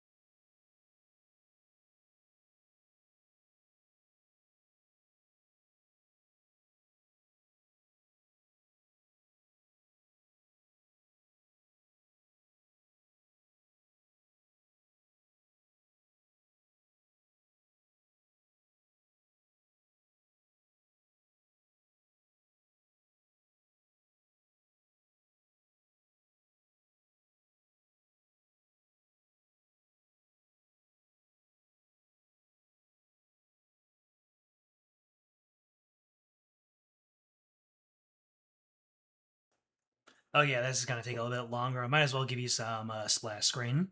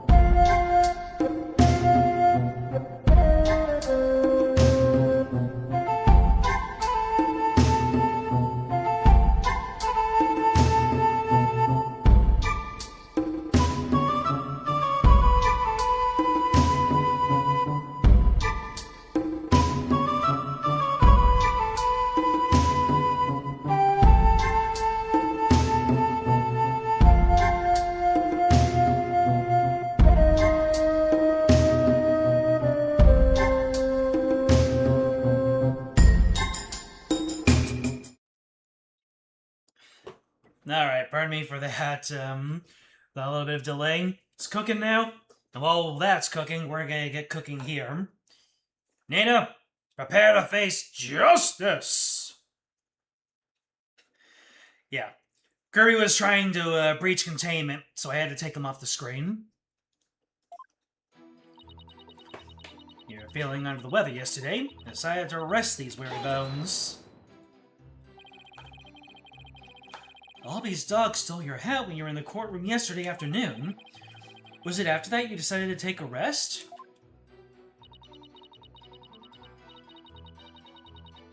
I had been feeling unwell all day and pushed myself too hard.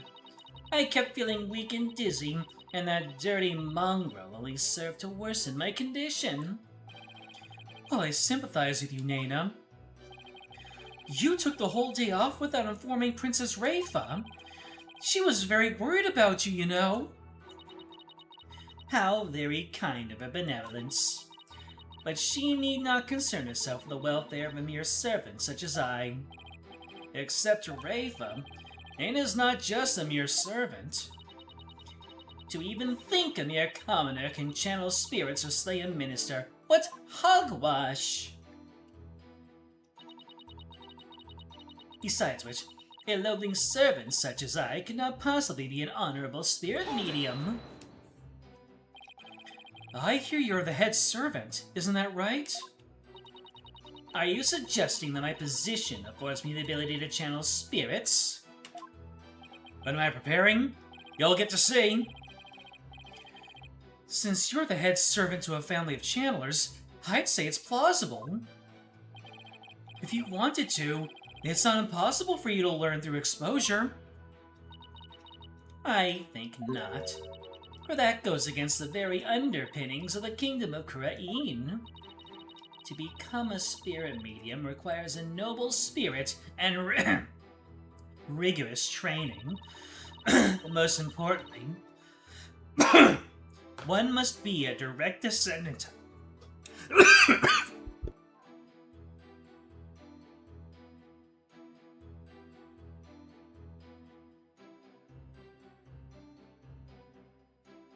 This happens every single time. I eat a handful of nuts, I down it with some water, and then for some reason there are a bunch of nut particles still out there. Most importantly, one must be a direct descendant of the founder. I've got that acid reflux something fierce.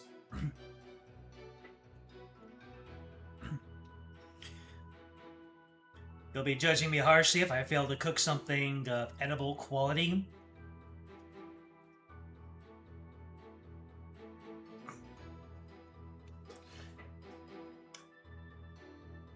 You know, the one time I don't poke fun at it, Jet just runs away with it. Alright. It's not simply some hobby one could take up in the manner of knitting or gardening. So, commoners can never become a medium, no matter how hard they tried? That is common knowledge to all who were born and raised here, young hornhead. I'm all about them nut particles. Only members of the royal family can learn the art. I mean, gestures at Maya. Okay then, what if you actually have royal blood in your veins, Nana? Like a distant relative or something? I am from a line of humble fishermen, all the way back to my grandfather's grandfather. I've never heard talk of a royal blood or noble ancestry. Apollo, if spirit channeling is a secret art passed down from mother to daughter, even with a royal ancestor, it'd be impossible to learn without the right training. It's as the barbed one says. It also must be mentioned that this secret art is only taught here in the kingdom of Khura'in and your country's Khura'in village. Why aren't things falling into place like I expected? I would ask the witness to continue her testimony. After Queen Amara's passing, Your Eminence, Queen Khura'in is the only spirit medium left. Why are we talking about Maya like she isn't here? Queen Amara was the victim of an assassination, right? Yes. Oh, she was a beautiful, gentle soul.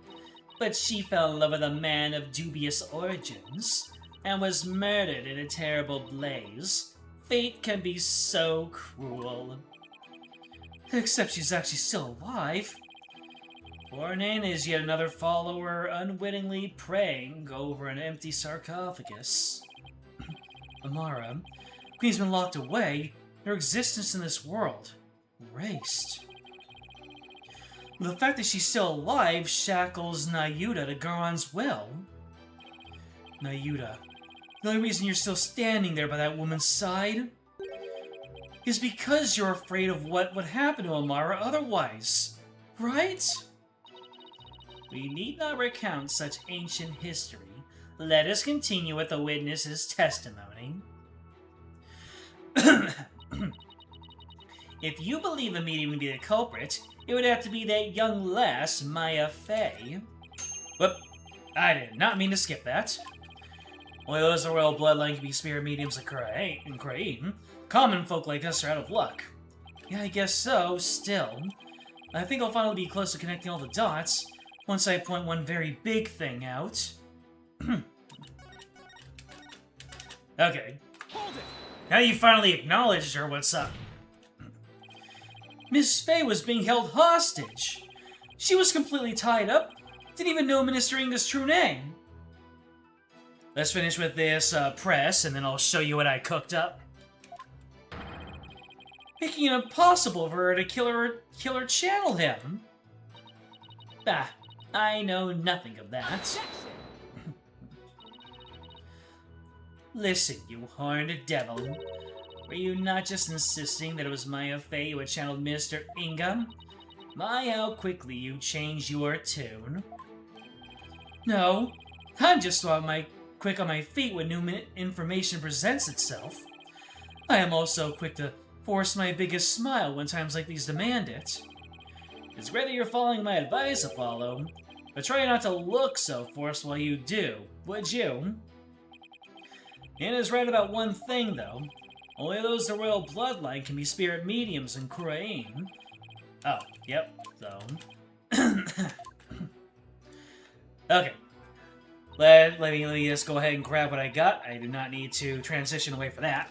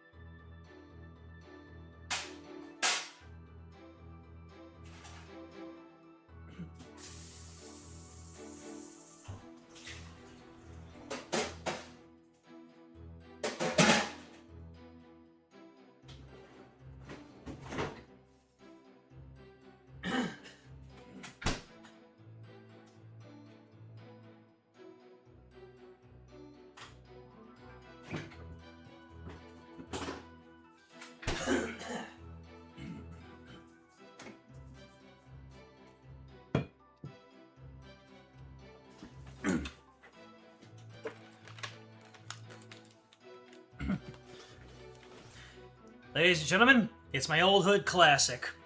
Bigger bagel bites on potato bread and with a little bit of mustard because I thought it would be fun. I did not burn it.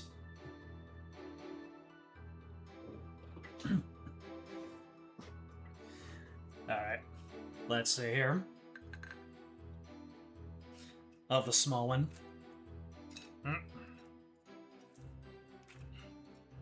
Let me pick you up.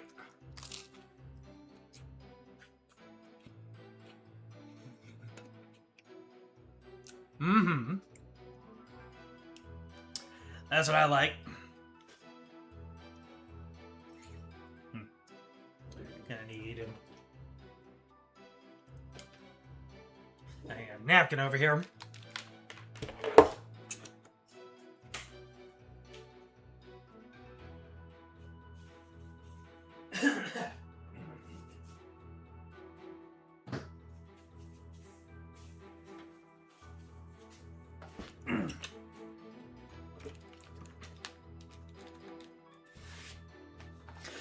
At least I'm happy, right? You'll never see audio from that combination of emojis. You are absolutely right. That's what I think whenever I see those emojis. Reasonably so.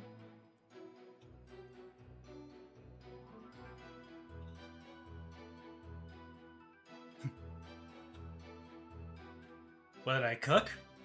Don't know if you saw it, Fee, but it's my my patented bigger bagel bites on potato bread with mustard. Oh, but what did Solaris make? What did you make?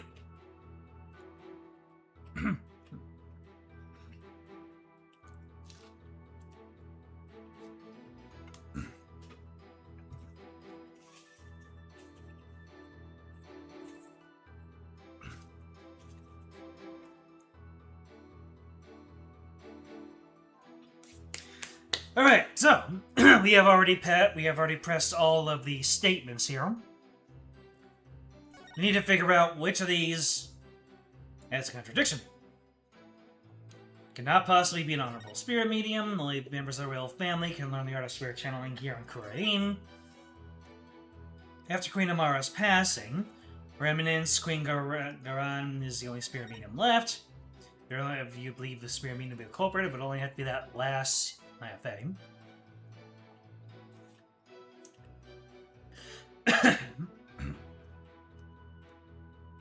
Don't worry about overcooking rice. First time I tried to cook rice, normally, not pre-made rice, I ended up setting off the fire alarm because I mixed up the ratios. It's supposed to be 2 parts water to 1 part rice. I put in 2 parts rice to 1 part water. And I created myself a nice charcoal frisbee. And yes, I turned on I turned on the fire alarm. Thankfully, I didn't activate the sprinklers. That would have been unfortunate.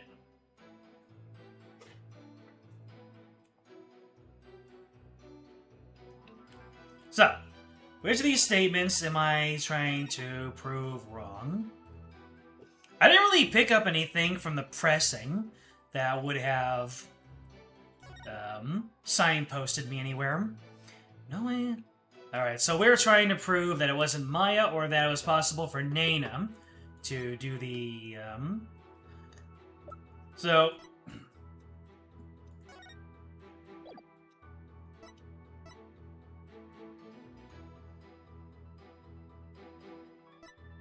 Mara's assassination file containing the assassination of Mara. That's the arms of the sleeping pill, lighter. Paul's roving musician father got caught up in the incident. He was stuck in the head of the culprit. Burn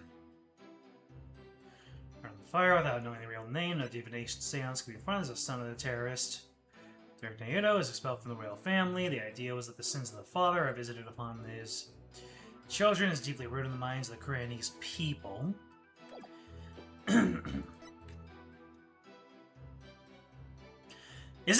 Is it really as simple as that we just say, let's see.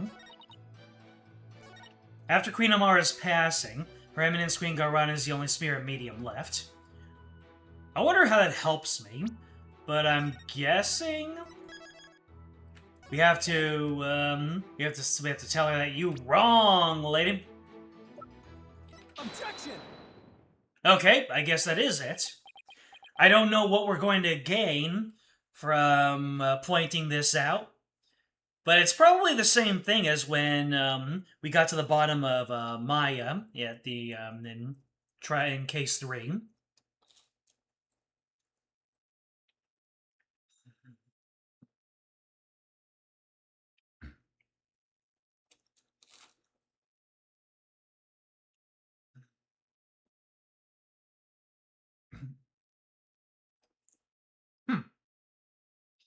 I see. I knew how to prove her wrong. I wasn't aware of what leap in logic we could go from there.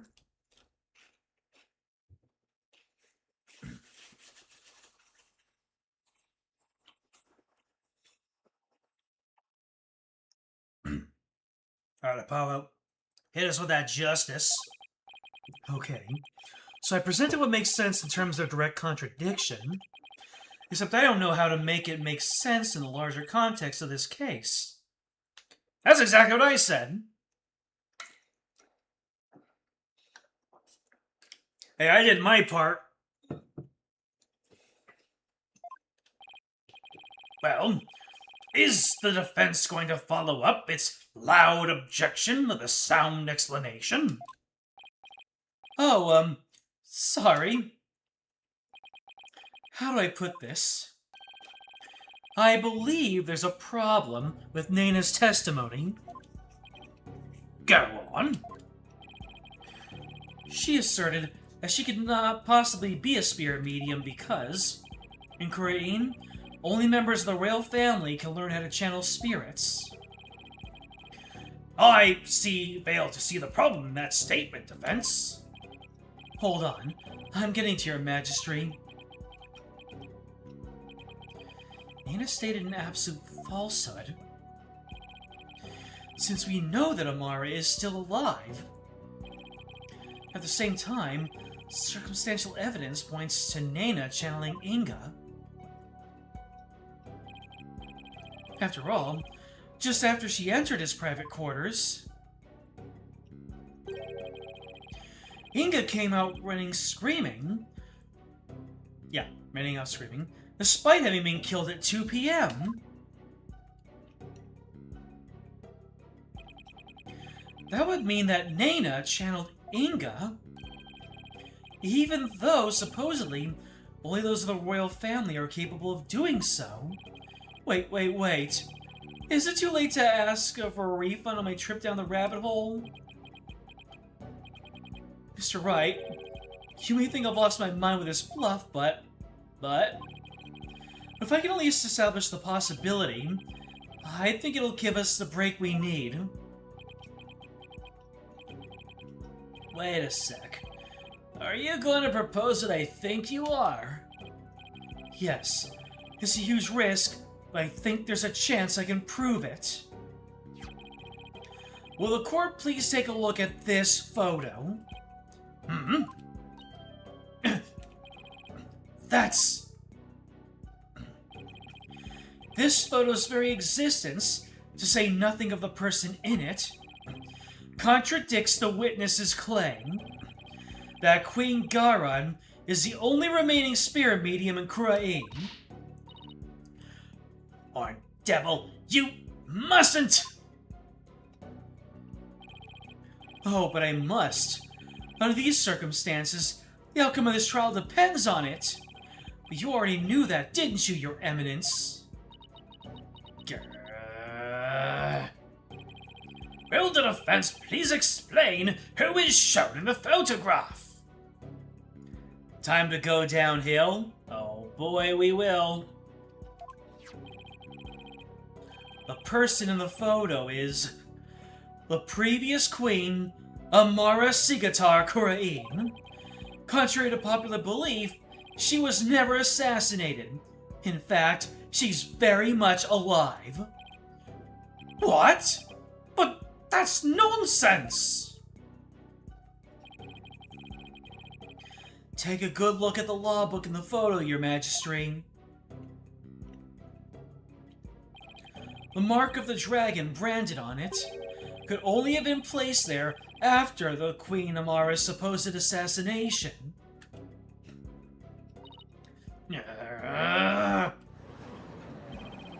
Queen Amara's still alive?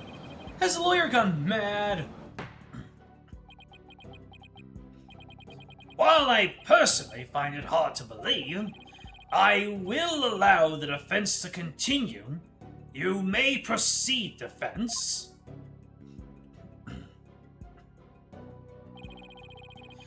Queen Amara's death was staged to keep her safe from her would-be killer. Yet according to Dirk, she's actually being held captive somewhere. But the real truth is that Queen Amara is not being held in confinement. Rather, she walks freely among us. Here, in this very courtroom today. Did you just debate me all that time ago? Wait. No. Hold on. Things are... I'm not gonna come to any conclusions right now. Time for the biggest glow-up. Do not be deceived, your majesty. The red pepper is skilled in weaving plausible lies. It is a cunning loyalty art known as bluffing. But knowing this, there is no need to fear his forked tongue. Objection! That's where you're wrong, prosecutor. Because soon you'll be quicking your boots soon enough. Is that so? It's my turn, Nayuta, to wake you up to the truth right before your eyes. Queen Amara is still very much alive and been disguising herself as... I have to. Even if I'm very wrong, I have to.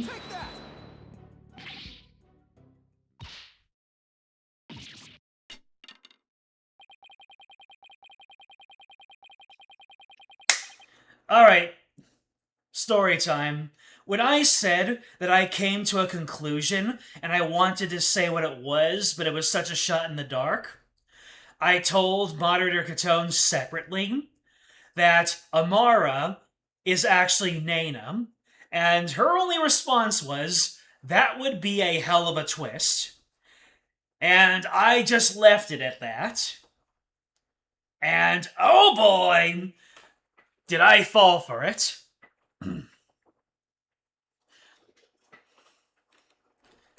This is the simplest and cleanest explanation for everything we covered so far. It would have been she said it would have been a hell of a twist. And that's because it actually is a hell of a twist. The person who killed Mr. Inga, someone with intimate knowledge of the divination seance. The medium who channeled the minister in order to mask the real time of his death? Condense these traits into one person, and you get a spirit medium of royal blood. And that person is none other than you, Nana. Oh no. Your true identity is the former Queen Amara and the killer we've been looking for all along. What?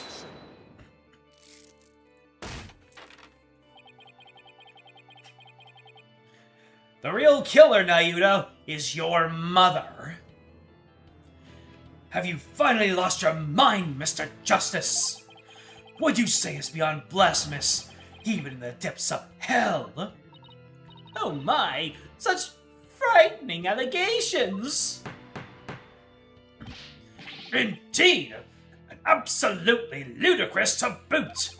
Her Eminence Queen Amara yet lives, and is actually Miss Nana here. Have you truly gone off the deep end? You don't have to take my word for it. In fact, a certain someone can help me prove it. Your Eminence. If Queen Amara truly is dead, you should be able to channel her spirit right here, right now. Isn't that correct?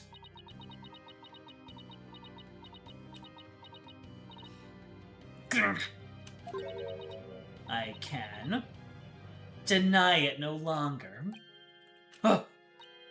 Oh. The lawyer speaks the truth.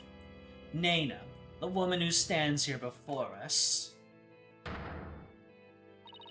is Amara, a former queen believed to have perished 23 years ago. Hulkunka!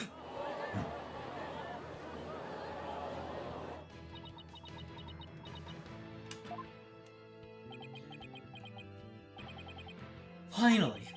We finally got Inga's real killer on the stand.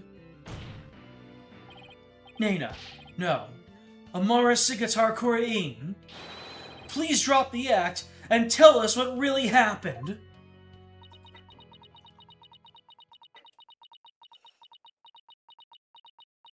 Alright, she gonna digivolve?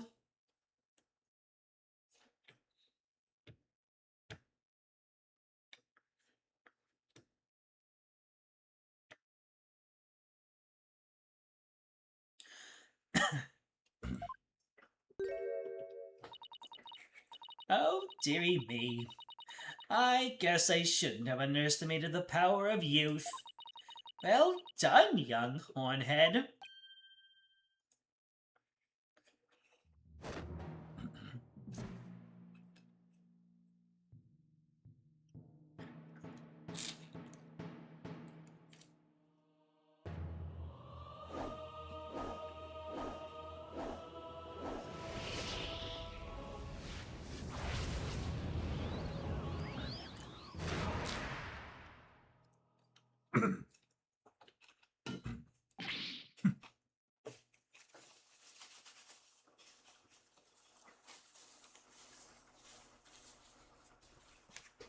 Whoa!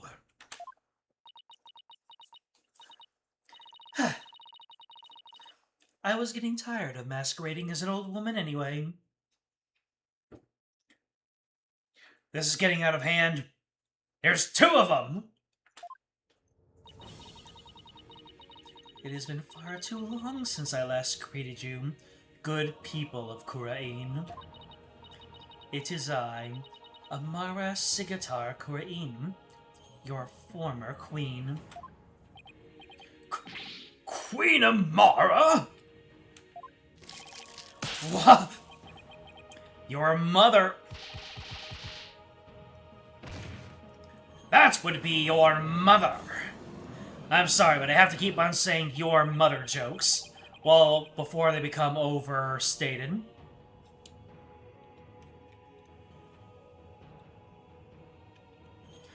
I thought Garon's makeover was extreme. Can it really be true? You're alive and well? It is true. I feel as if I have been called back from the Twilight Realm. I fear I have caused all of you a great deal of distress. Oh, Amara. I'm sorry I wasn't able to keep your secret any longer. I hope you can forgive me. It is quite alright, Garon. I am safe now. For Dirk, the blackguard who threatened my life, will be recaptured soon enough.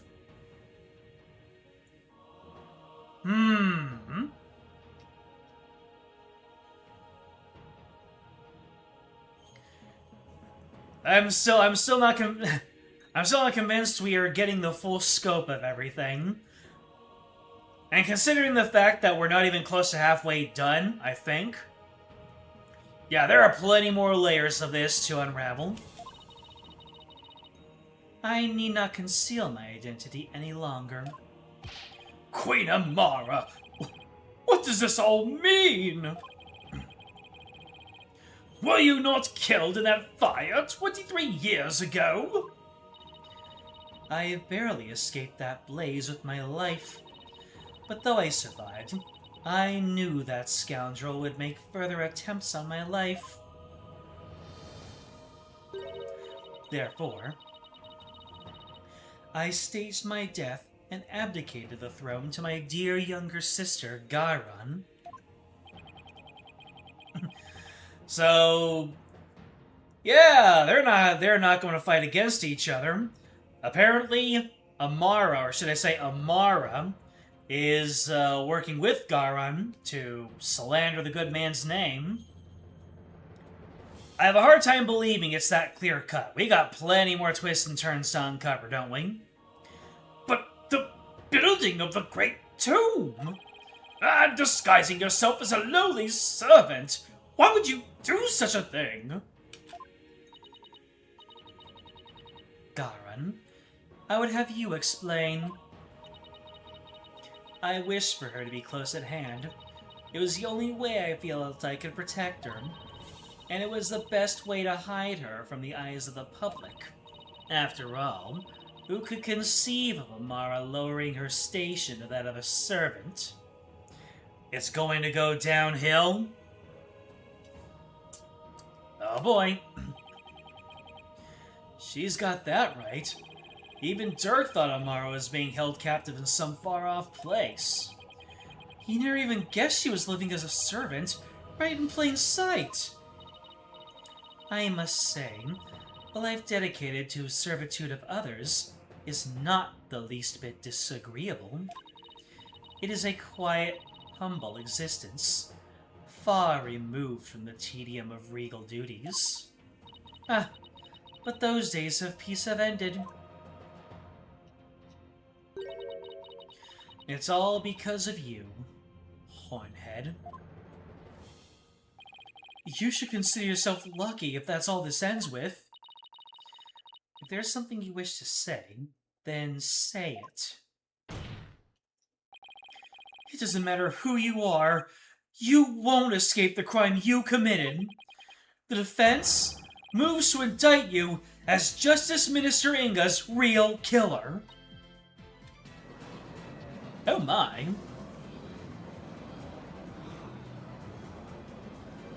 See, my theme is popping up. I'm doing a good. What's this? You would accuse Queen Amara of homicide? A Grand Priestess of Khura'ism? You can't do that! She's virtually a goddess in the eyes of her people.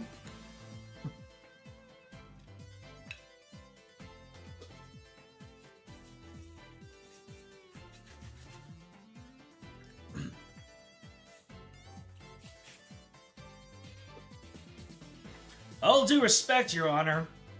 Nuh-uh.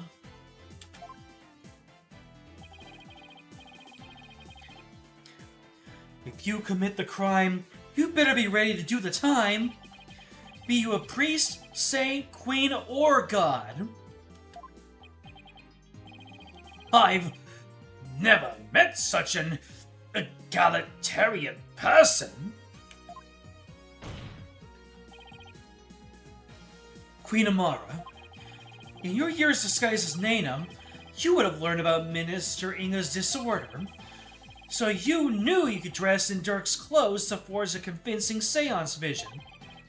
Isn't that right? Oh, what a curious character you are. You would label me a murderer. Me? The one who the people regarded as the reincarnation of the Holy Mother herself? You may be a grand figure in Khura'inism, but as a foreigner, you're just another suspect to me.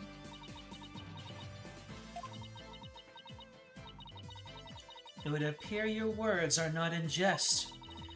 Am I to suffer the sullying of my good name with accusations of murder most foul? Please, Queen Amara, forgive his impudence. This lawyer knows not what he speaks. Fear not, good magistrate, for this is the sacred hall of justice.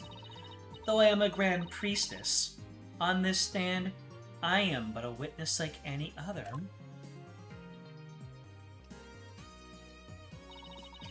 I shall face his accusations with grace and benevolence. Your compassion overfloweth, your mercifulness. Oh, young lawyer, in my benevolence, I must warn you that your assertion suffers from a tragic flaw. Huh? There's a flaw? Nayuta. Yes, your mercifulness. Who was present in the tomb when the murder was discovered? Dirksad Mari, Maya Fey, and the victim, Minister Inga. Huh. I see. That is a fatal flaw indeed. It appears Queen Amara couldn't possibly have gone to the tomb as Mr. Inga.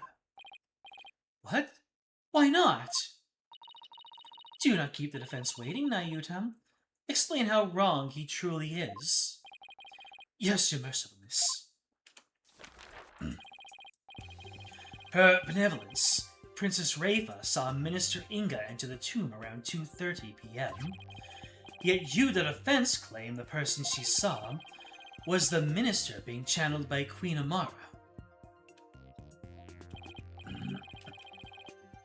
However, if her mercifulness had channeled him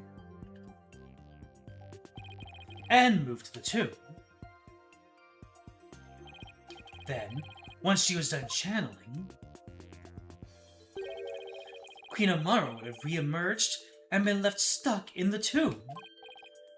Oh, yeah.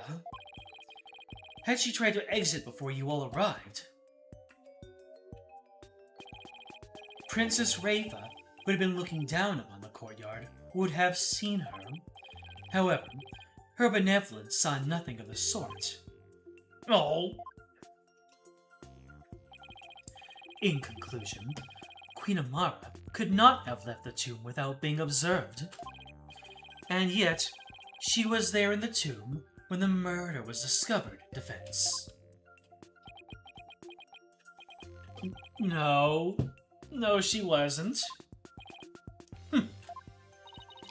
Now do you see?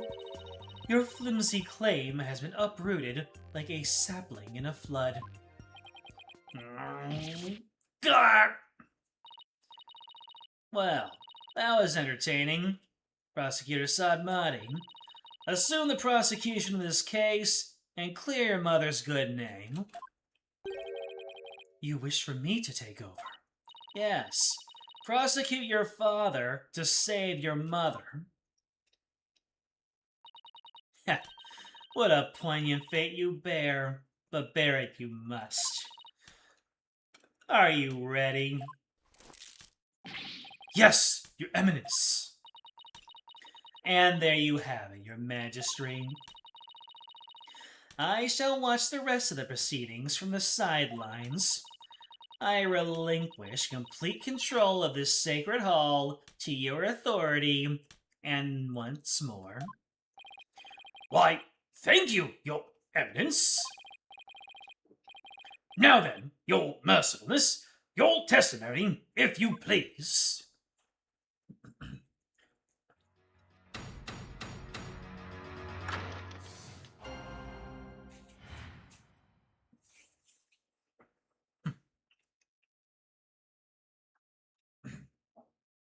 That could be the title of every single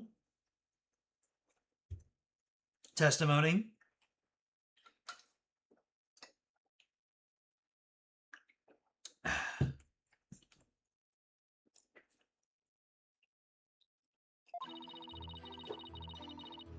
Now I shall destroy your utterly absurd and barbarous theory. I was not anywhere near the tomb following the murder. Were your theory correct, I would have been in the tomb once I had stopped channeling. My husband Dirk is the killer, but he has fled from this sacred hall. May the Holy Mother rain judgment upon the traitor Dirk Sadmati for his crimes. Damn. Oh, such marvelous testimony! You truly are a treasure, Your Mercifulness. This too is but by the grace of Her Holiness. No doubt my unmasking here today was her will as well. Oh, my! The Holy Mother, you say? Yes, surely Her Holiness has guided me to this witness stand. Oh, okay. What's with that tiger? What's with that tiger's eyes? Every other animal has dark eyes with shine on it. Why does the tiger look like it's seen some things? Why is it literally the eyes emoji? And to the purity of truth. Oh, how magnificent! Queen Amara, the Holy Mother's messenger here on Earth! Praise be for Queen Amara! Blessings upon her mercifulness! Where do those animals even come from? Now then, the defense may question the witness. But remember, she is a Grand Priestess, so disrespect will not be tolerated. That means no pointing out conflicts, inconsistencies, or any other flaws in her testimony. No pointing out any flaws? What? No doing your job, Mr. Justice. You're not allowed to play the game.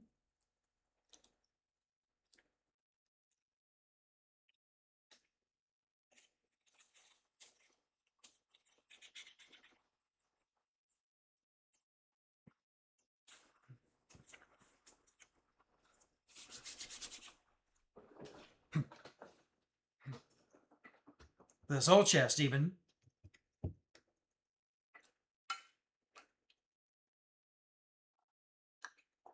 Whew. Teach me not to skip meals.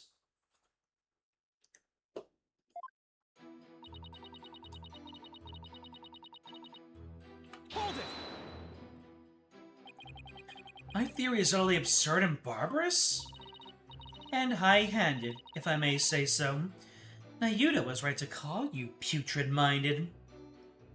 Apple doesn't fall far, huh? Surely, even the monkeys of Mount Pony's holy waterfalls could devise a better theory. Surely you can steal better insults than Nayuta's best. Now then, till you gathered in this sacred hall, need I remind you? You were not anywhere near the tomb following the murder? Well, maybe you were hiding inside the sarcophagus.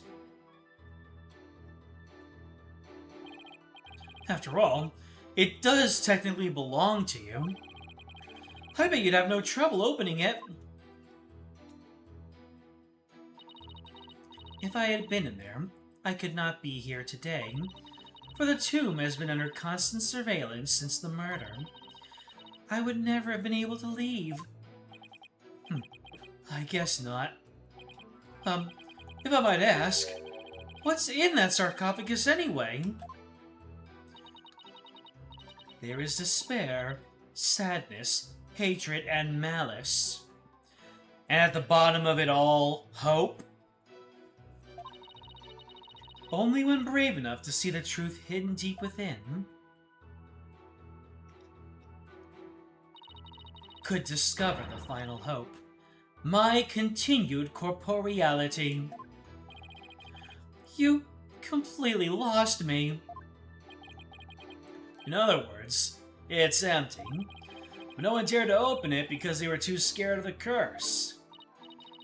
Now, will you dispense with your theory? It is as empty as my sarcophagus. Were your theory correct, I would have been in the tomb once I stopped channeling. Hold it!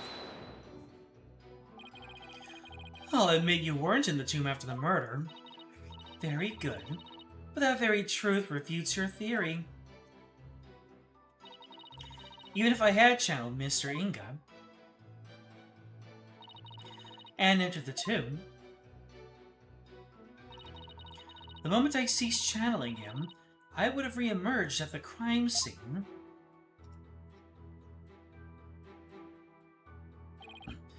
Precisely. As you said, your self-defense, Queen Amara was not there after the murder. The only living souls in the tomb at the time were Dirksad Madi and Maya Fang. Oh. Be it in this life or the next. There is no escaping such simple truths. My husband Dirk is the killer, but he has fled from this sacred hall. There must be a reason why he had to make his escape today. A reason? Ah, perhaps. Perhaps what? Perhaps to conceal himself and lie in wait for another chance to claim my life. What's this? Objection! No, it's definitely not like that, your mercifulness. First of all, you only believe he's trying to kill you, do you?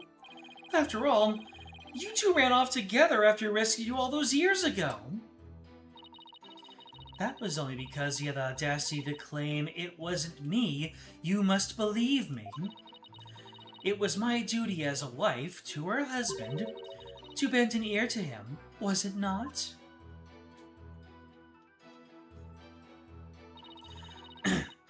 Communication after disagreement is the secret to a long and happy marriage.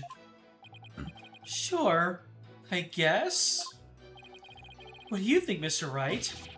Don't ask me. Maya, do something about that. That is why I listened to Dirk. However, he didn't have a shred of evidence to support his claim. It grieves me to admit it, but my husband truly did try to murder me. That's quite enough. It's abundantly clear that Queen Amara's testimony is flawless.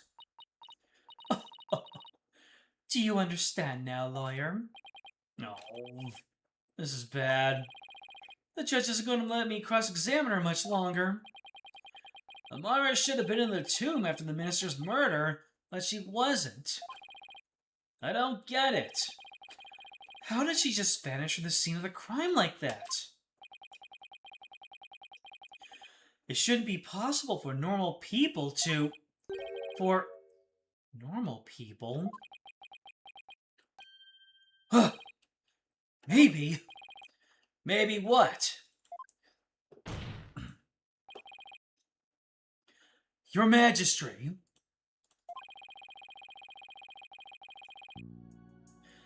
I think I can explain why Queen Amara wasn't there in the tomb after the murder. Very well, defense. Do explain. I believe it was accomplished through a method only she is capable of. And by using this special method, it would be impossible for her to literally disappear. Well, don't keep us waiting. Let's hear it. How did Queen Amara disappear from the tomb?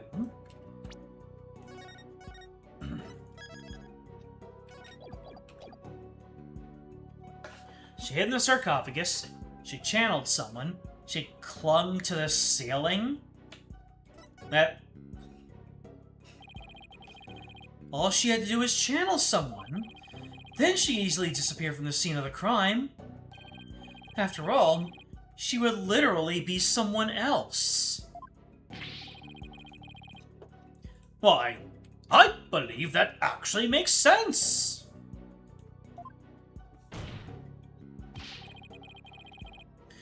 What do you have to say to that, Queen Amara?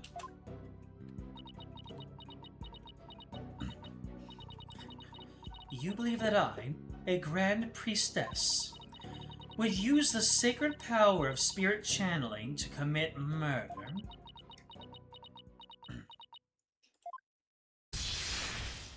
Uh-oh. Mask off for a little bit there. Oh! Nasty, your mercifulness!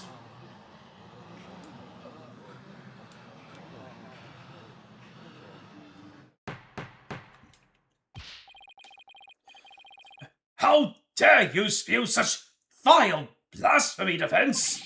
You will retract your last statement or face immediate execution. No, good Majesty. It is quite all right.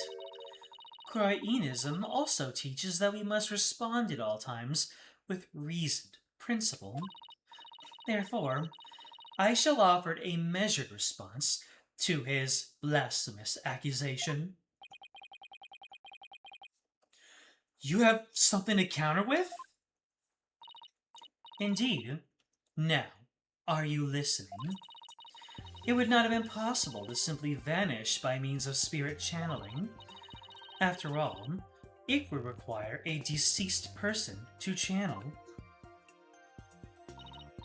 However, there was only one murder victim in the tomb.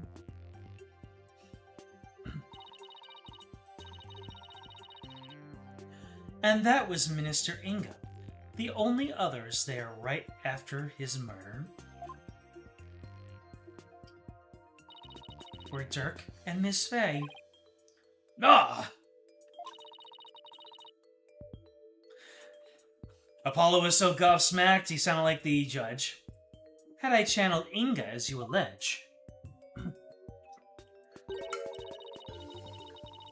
Well, the outcome would have been quite odd to say the least. For there beside the dead minister, a living, breathing one would have appeared. Even if I had been in the tomb, there was no one to channel except the deceased minister.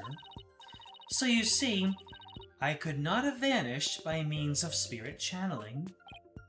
No, that's true, but... I can't rule it out yet. Because, well... what if there was another victim? Someone we haven't identified yet. How absurd. If you channeled someone other than Minister Inga, you could have used their identity to disappear from the tomb. You know you're onto something when the antagonistic witness has nothing to say. Another victim? Queen Amara, please add your last statement to your testimony. This could explain everything.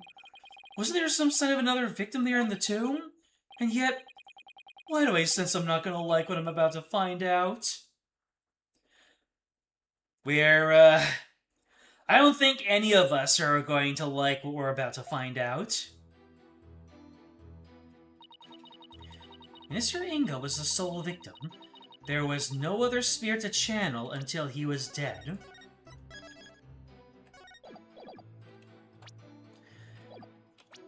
Are we ready to get absolutely destroyed? Because I think that's what's about to happen. Objection!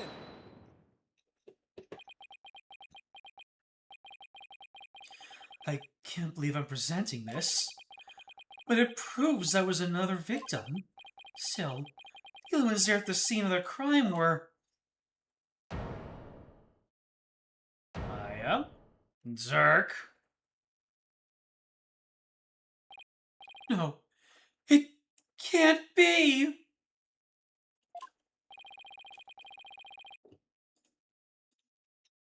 Would the defense care to share something with us? Queen Amara, you knew, didn't you?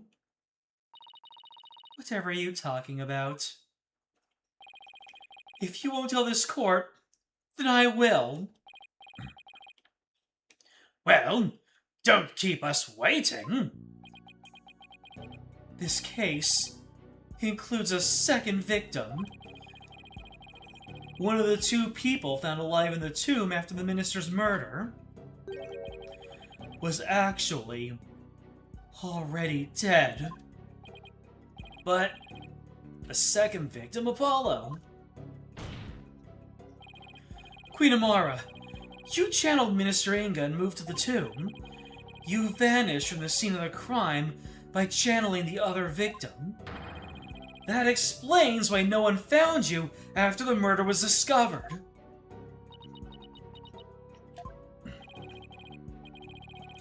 Oh, you putrid pepper. of all that half-witted buffoonery to come tumbling from your lips. I suppose I indulge you and play along with your little delusion. Tell me, Mr. Justice, who was the other victim?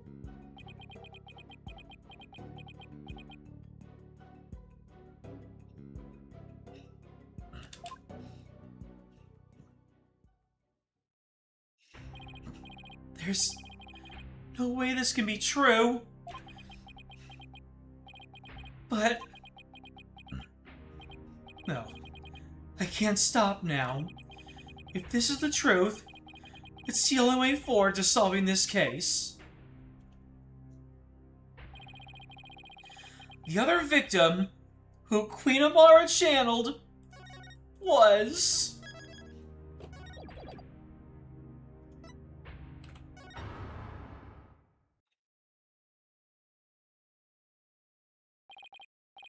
Listen, son. Even if you manage to prove me innocent tomorrow, I don't have long to live. There's no escaping death now that it has its sights set on me.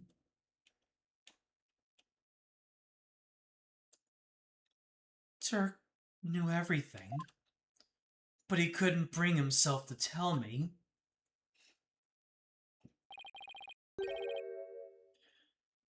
I have one more big secret. I'm afraid I can't tell you what it is.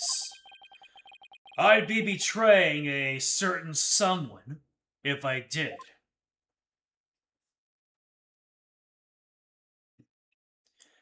He couldn't accuse the love of his life. The sad truth is, the other victim channeled by Amara was... Take that! What? You can't... That's not possible! The defendant, Dirk Sadmati, is the one Queen Amara channeled. He's the other victim. This is insanity.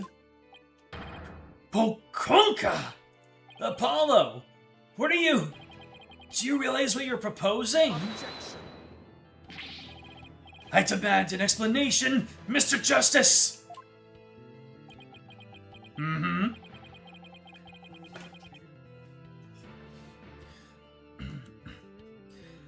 I don't know when or why Dirk was murdered, but the facts and evidence speak for themselves. And this?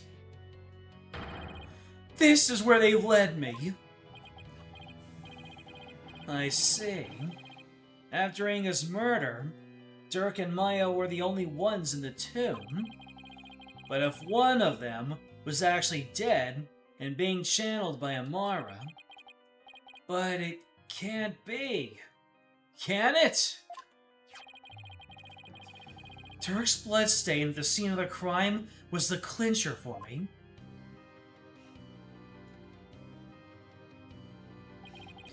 He wasn't even injured, so how could he have possibly bled that much?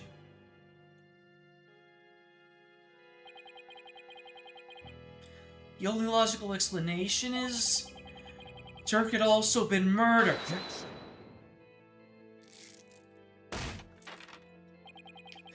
That's enough. Your explanation cannot be the truth.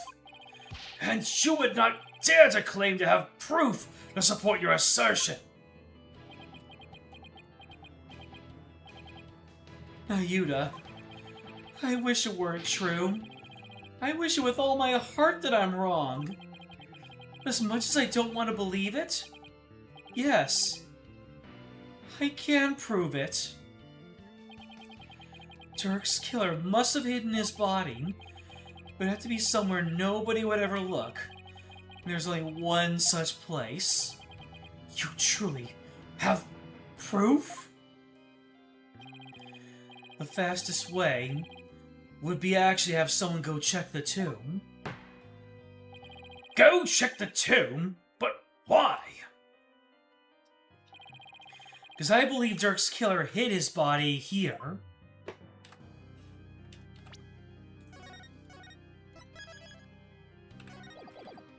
Take that!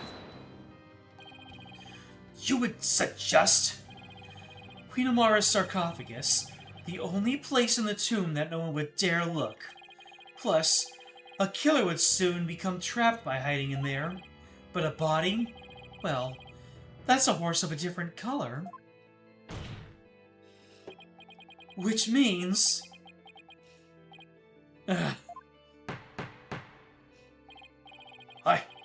I believe we must search the sarcophagus again. It's okay, Your Honor. You can say it slowly. We must search the sarcophagus at once. Your Eminence, being that Queen Amara yet lives, I trust we may now open it. If we must... Your Majesty, I believe Detective Sky is still there at the tomb. Let us contact her at once, and have her conduct a full investigation into the matter. Always falling back on his BFF, Emma Sky. There would have been plenty of time for them to move the body, by the way. Now then, Detective Sky, your report, if you please. I'll start with my findings. Please, please, please let me be wrong about this. I just want things to be as they were.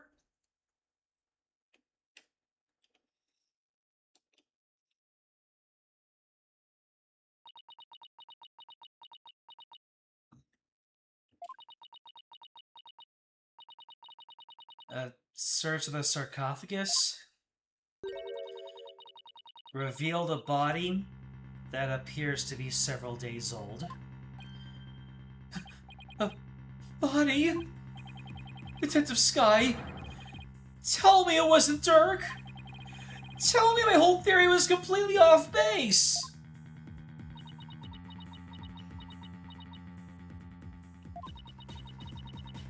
I have a photo of the body,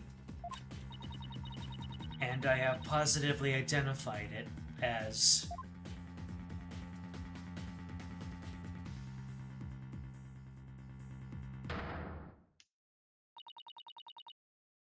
Dirk Sadmati.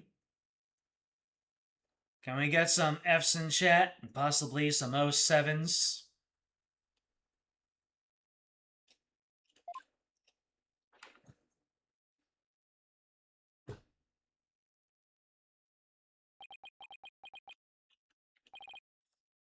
Dirk!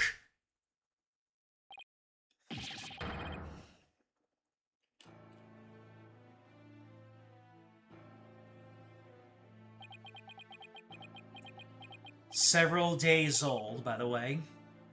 So how long ago was Dirk taken out?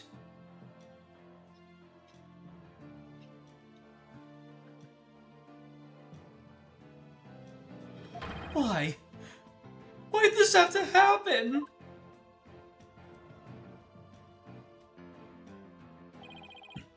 Damn it, Dirk! Answer me!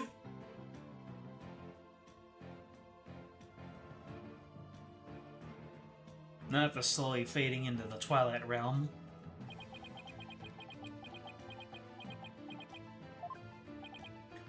How can this be?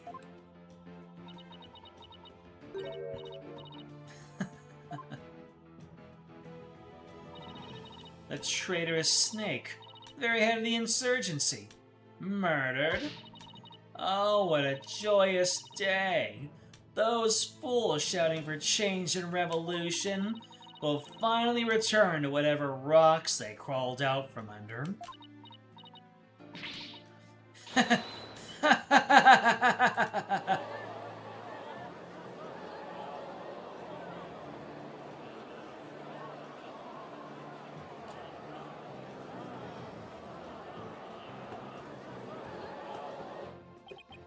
Definitely more heartbreaking and unfulfilling, in a good way, an heroic act of sacrifice and goodbyes. Well, we don't know what the cause of death was, so maybe it was a heroic sacrifice.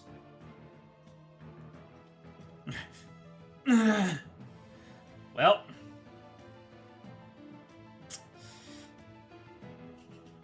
You wished all the ill on your father, and, well, there's no more ill than that.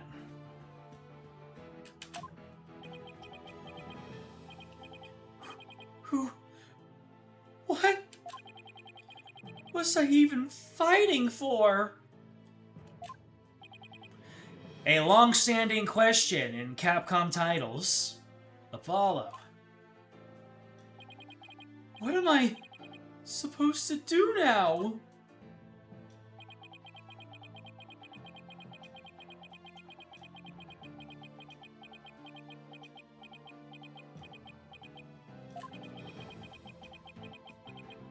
Yeah, Apollo's going through it.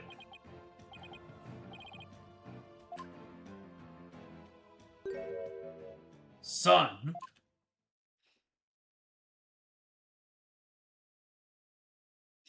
A lawyer should never look the way you do right now. A dragon never yields.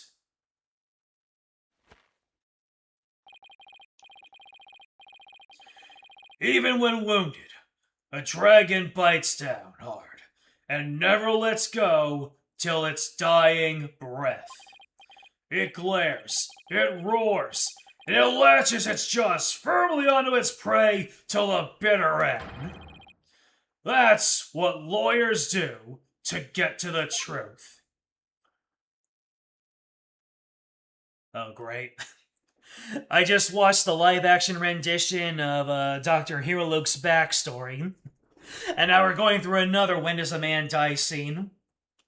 But, Dirk, what if the truth is that you're... Apollo, in court tomorrow, you may find yourself faced with a truth that is difficult to accept. But I know you, and I know you can handle the truth, no matter what it turns out to be. I know that, because I believe in you. You're my son, after all.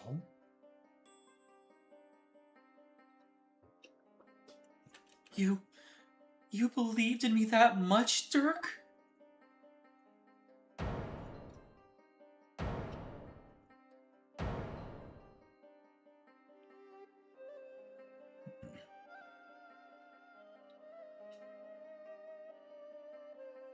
Victory. Now ain't the time to be moping and doping. Now's the time for victory. Dirk, I think I finally understand.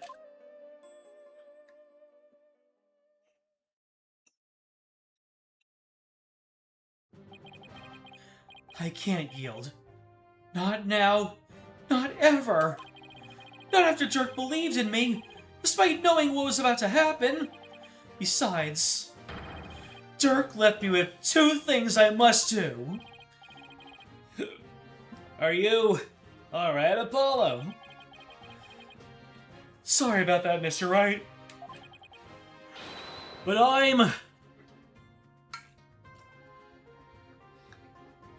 I'm fine now.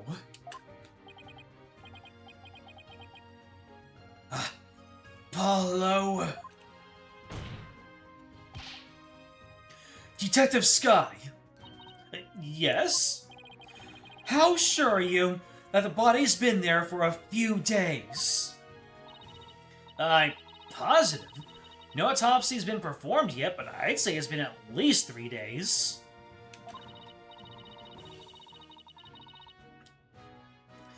Fortunately, the low temperature inside the sarcophagus kept it from decaying. Oh, and the chest area bore 3 gunshot wounds from a small caliber weapon. I believe they are the cause of death. You shot 3 times in the chest. At least 3 days, huh? That means Dirk was already dead by the time he came to visit me back in the States.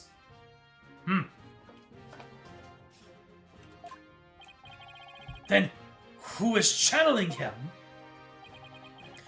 I think it would have to be Someone who'd get into and stay in the US without arousing suspicion. Yet also had a solid cover story, so they wouldn't be seen as missing. I believe this is who was channeling Dirk when I saw him in the States.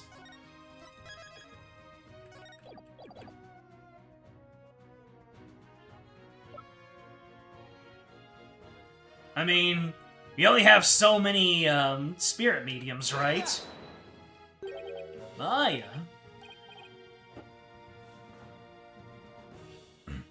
Oh, I see. Remember when we finished the first trial? You said she was closer than you thought? Son of a bitch. Absolutely true. Outstanding work. She was being held hostage at the time, so it seemed only natural she wasn't around. Right. Do you remember what she said earlier? Just tell me what exactly you're hiding. But you promised Dirk you wouldn't say. You made a promise to Dirk? Pretty big one. That also explains why she collapsed when she returned to Khura'in. She'd been channeling Dirk for days. This is true. Dirk didn't want his own death to be known. Other members of the Defiant Dragons would lose all hope if they found out. And that would snuff out the flames of revolution for good. Miss Faye, Dirk told you to keep quiet about this, didn't he? I guess it's no use hiding it anymore. Yeah, I promised not to tell. Dirk made me promise before he died. So, I was right then. Apollo? There's something I need to tell you. It's about, you know, Dirk's final moments.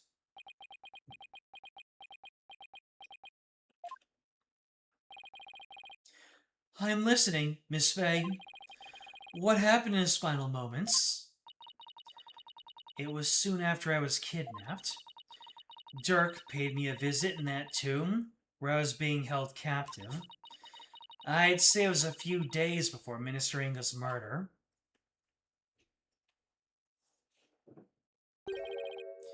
Hey, young lady. Time to get you up and out of here. Oh.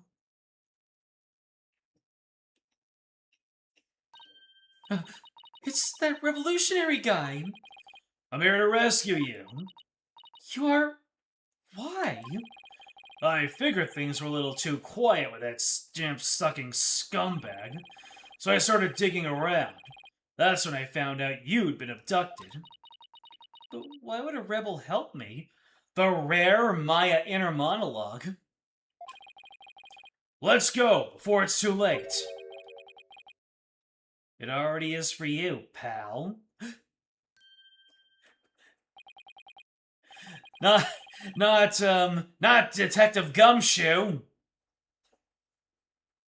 Long time no see, you rebel blowhard. Inga, I know you're up to something. Now I'm going to find out what.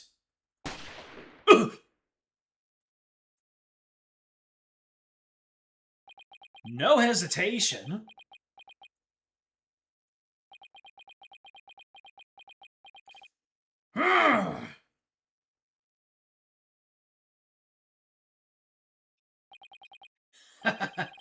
That's gonna smart. You become a real thorn in my side, see? That's not for you to be pushing up daisies. Oh! Oh!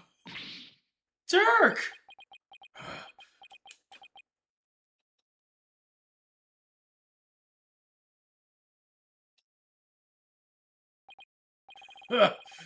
Did you really think a pea shooter like that could kill a dragon? What the?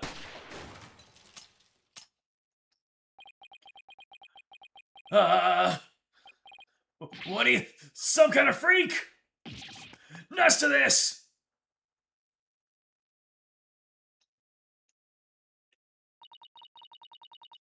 Dirk was shot several times, but he barely even flinched. God damn, going out aura farming. He sacrificed himself for me.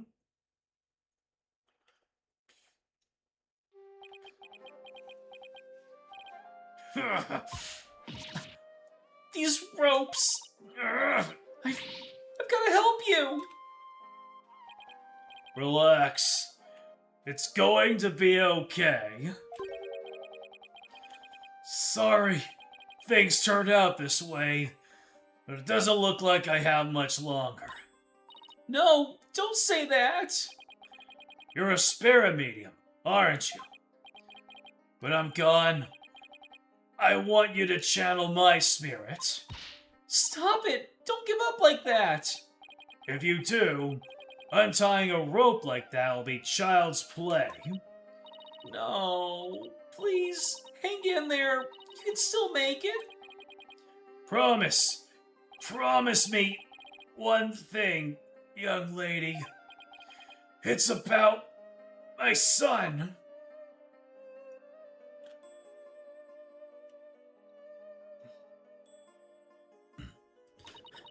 Turk was talking about you, Apollo. You said he wanted to see you one last time. So he asked me to return to the US and channel his spirit. He really said that? Mm-hmm. He also said he'd been meaning to visit you for years, but kept putting it off. And that this was his last chance.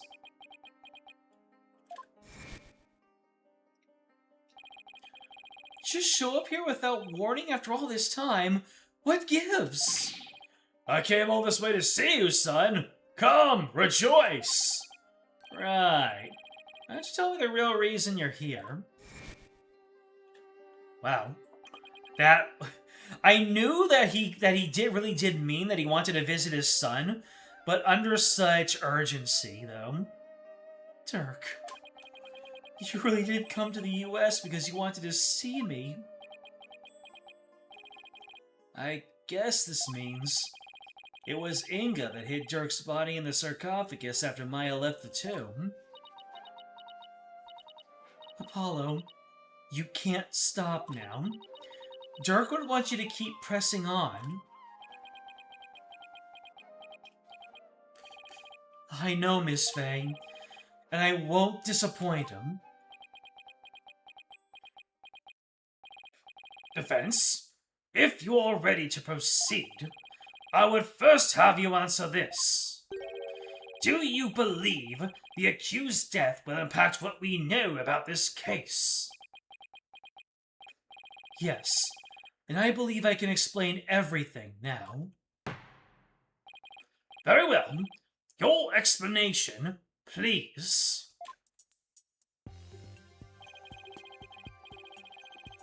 Dirk entered the tomb at 3 p.m., the time the hostage exchange was to take place. Rather, Dirk, as channeled by Ms. Faye, did. Now, by the time he entered the tomb at 3 p.m., my sleep has been disturbed. Alright. Yeah. I have some activities going on in the following morning, so we're currently planning on how to do that.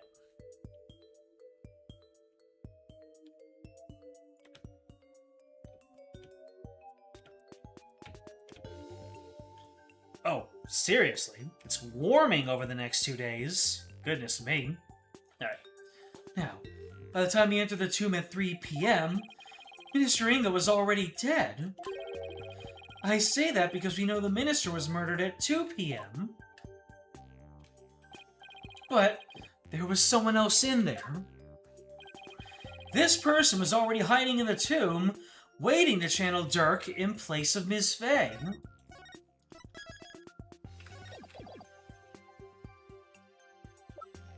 It's gotta be one of you. It was you, wasn't it?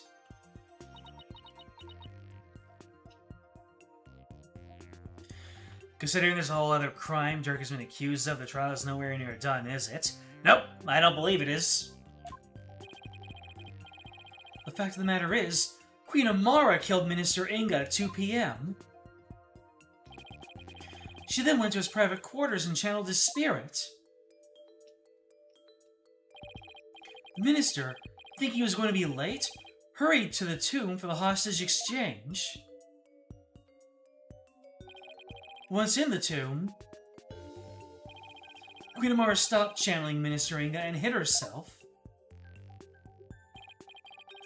Then, when Dirk entered at 3 p.m., she snuck up from behind and forcibly drove Dirk's spirit out of Miss Faye's body. Drove his spirit out of her body? Impossible. Objection!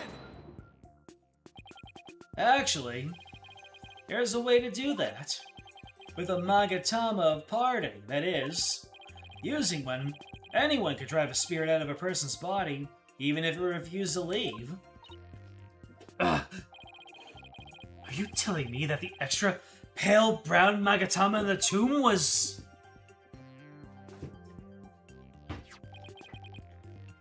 that it was... That's right, Prosecutor Sadmati. And you've seen one in action before.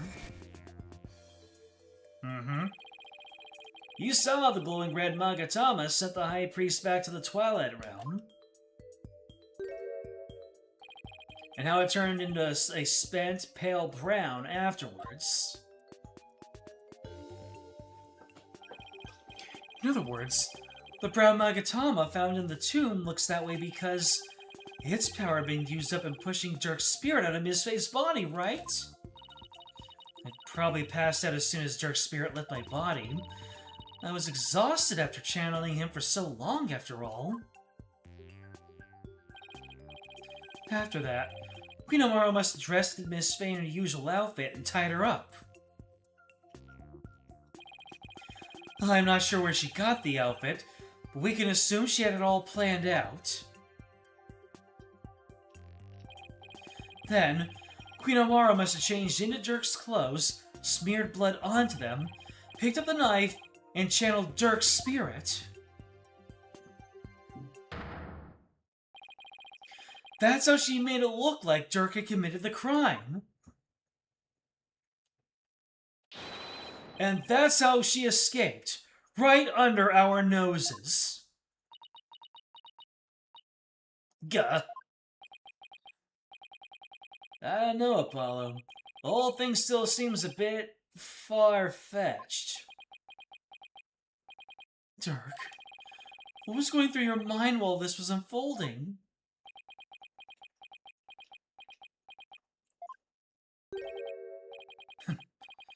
So ultimately, it was all for naught.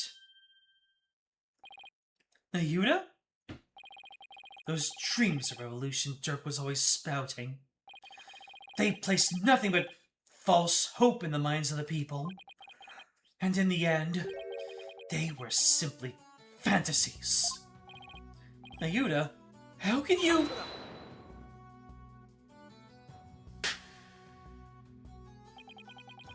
Karma has spoken.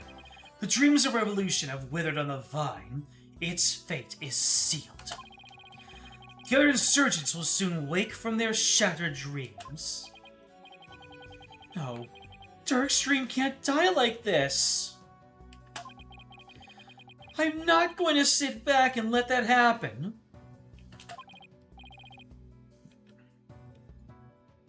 I can't, and I won't. Nayuta, don't forget that Dirk's been proven innocent. His name is no longer tainted by the charge of murder. Now the rebels and their sympathizers have been calling for his release? Can't be charged with abetting the accused. So the revolution is far from over. It's only just begun. Objection! No. Dirk has not yet been proven innocent. You have merely indicated the possibility of his innocence. What do you mean? Dirk is indeed dead. However, What if it was Dirk who killed Minister Inga while being channeled by Miss Fey? And while the crime could have occurred at 2 p.m., you have yet to substantively prove it. Or do you have conclusive proof that the time of Minister Inga's death was at 2 p.m.? Well, no, I don't, but... It seems further testimony will be required of me, as it would appear that I have fallen under suspicion and would like to state my case. Prosecutor Sadmati, rebellion must be snuffed out once and for all. You must prove Dirk Sadmati to be the foul murderer he was. And every last insurgent and their sympathizers must be found guilty under the Defense Culpability Act. As you wish, Your Eminence. Why is Nayuda doing this? Garan shouldn't have them under a thumb anymore. Amar's not a hostage, so what gives? Nayuda, what's left to chain you to her like this? Very well then, Queen Amara. Please proceed with your additional testimony. Oh my god, is that what kind of bug is that? Every single dang time. Just, every single dang time. Why are they coming in here? Oh, I think I know why. Yeah. Oh. Did you bait your retreat? Yeah. There's a gap under my door, and I think the, one EXP earned.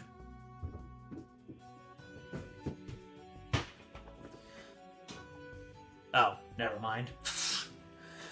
Very well then, Queen Amara. Please proceed with your additional testimony.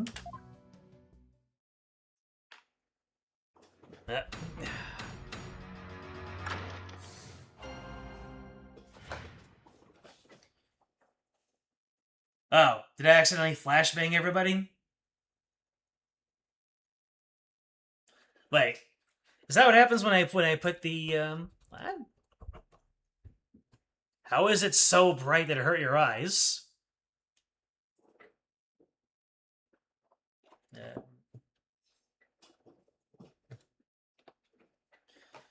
We have no proof, it would seem. Well done, lawyer. You've painted me as a killer with nothing but your silver tongue. However, you have no evidence proving your distasteful theory. Furthermore, Dirk could have committed the crime while being channeled by Miss Fey. Now, let us end this charade. For the eternal glory of Khura'in and its people. Do you understand now, you putrid pepper? There is no point in defending Dirk any longer. It has all been in vain. Let it go and move on, right? Well, not today. Your theories are but a pillar of salt that crumbles at the slightest breeze. But no more. This ends here and now. The defense may proceed with its cross-examination.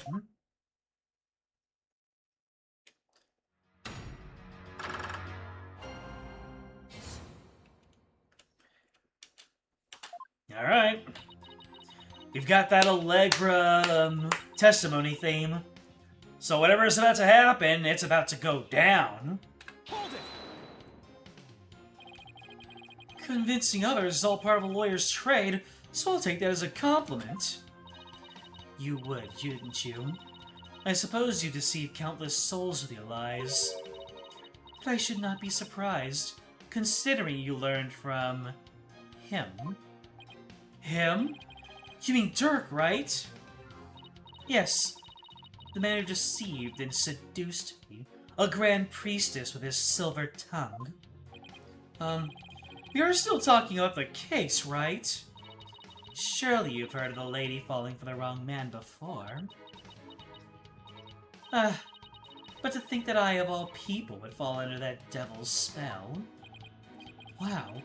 How did they ever get together in the first place, let alone procreate? I would advise all here today to beware this lawyer's silver tongue, lest you, too, be unjustly painted as a criminal as I have been. However, no evidence proving your distasteful theory. I admit I don't have any solid evidence, yet. But you're the only one who could have committed the crime. What on earth do you mean? Including Miss Fey, only 3 spirit mediums in Khura'in. Furthermore, when the crime scene was first discovered, Queen Garan was with me and Mr. Wright, while Miss Fey was tied up in the tomb. That means that the Dirk we saw after the minister's murder could only have been channeled by you, Queen Amara. Oh, what was that? What did she say? Let me see if I can catch it in the replay. Insolent lawyer! She says, insolent lawyer, and all the animals just scattered. Forgive us your mercifulness! Really, Your Majesty? Objection. Ah, but if you consider the following defense. What if there was, unbeknownst to us, another spirit medium in Khura'in? Objection. Oh, come on! What are the chances? You lack the evidence to support your claim that Queen Amara is the killer, which is why you have had to use the process of elimination to zero in on her. It is therefore stands to reason that you would have to rule out all other possibilities as well. Well, can you eliminate the possibility of another spirit medium defense? Of course I can't. Under the circumstances, Apollo, there are 2 ways to establish Amara's guilt. We either prove she killed Inga, or prove she was in the tomb. Which one can I actually prove?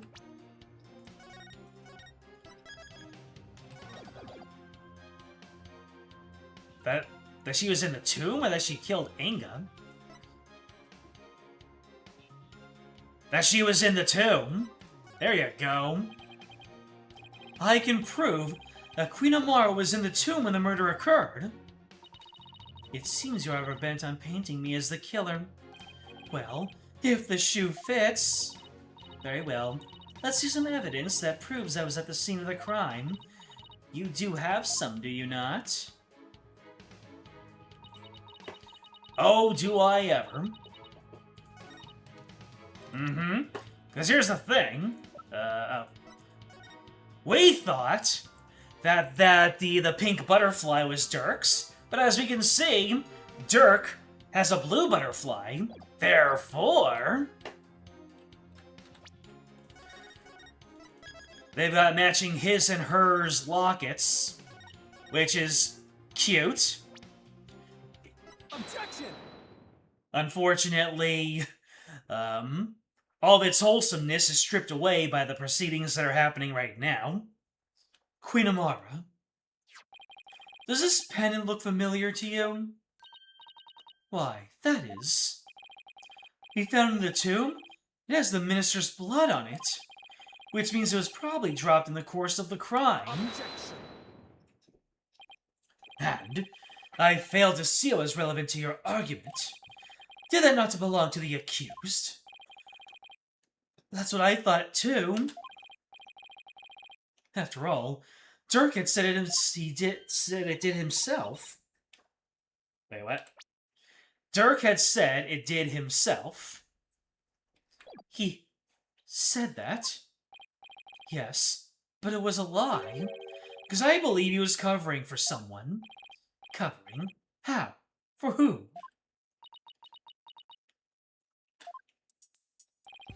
There's a certain piece of evidence that shows the pendant isn't Dirk's.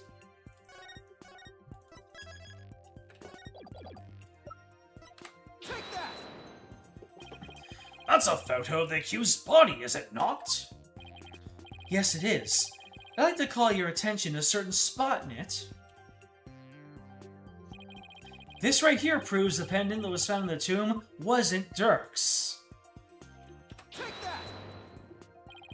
You will notice an object near Dirk's left arm.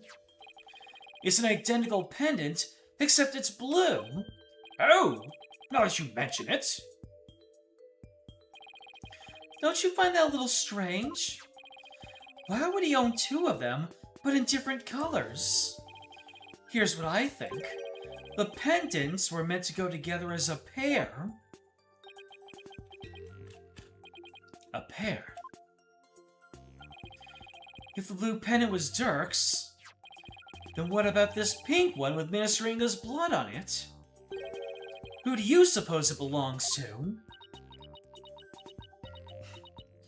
The bullets you're sweating say it all.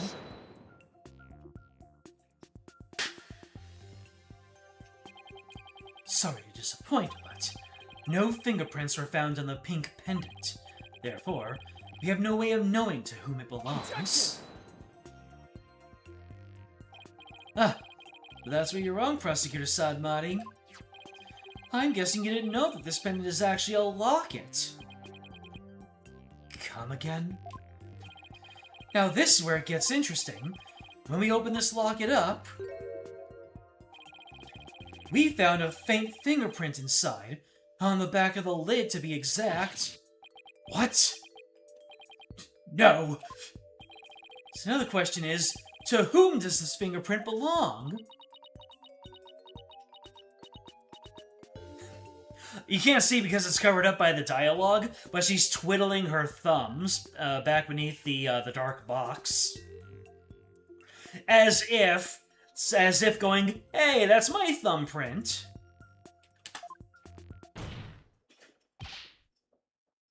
Queen Amara!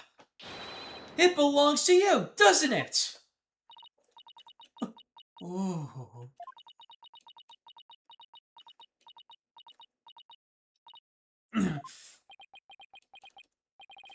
It seems I've truly rendered the witness speechless this time around. This cannot be! Mother! Tell me this does not belong to you! Nayuta, Think about it, Queen Amara. Dirk must have realized that you were channeling his spirit. He probably figured out who the minister's killer was. And yet, he still claimed that the pink pendant belonged to him. But why would he do such a thing? You really don't know? He was protecting you. Just like in the third case. Not exactly like in the third case, but the priest knew that his wife would get implicated, so he forged the seance vision, and now Dirk put two and two together, and now he's forging the scene to make sure that his beloved wife is not found guilty. Although probably not under the Defense Culpability Act. They're similar, but not exactly the same. Are you gonna make her open her eyes now? Maybe. At least, conventionally open her eyes. Because he loved you. He loved you until his very last breath, and beyond. So then how come Amara is working against him? Unless she thought that he killed her in the fire. Unless she thought he attempted to kill her in the fire. I have one more big secret. I'm afraid I can't tell you what it is. I'd be betraying a certain someone if I did. There's still more hill to slide down. Dirk knew everything, even that he was being used. But he kept quiet, all for your sake.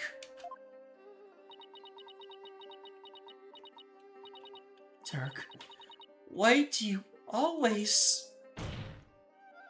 Well, Queen Amara, Dirk, The one whose love for you never wavered all these years. Are you going to betray him now?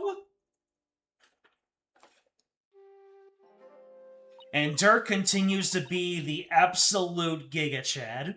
Just 100% man. Dirk, hi.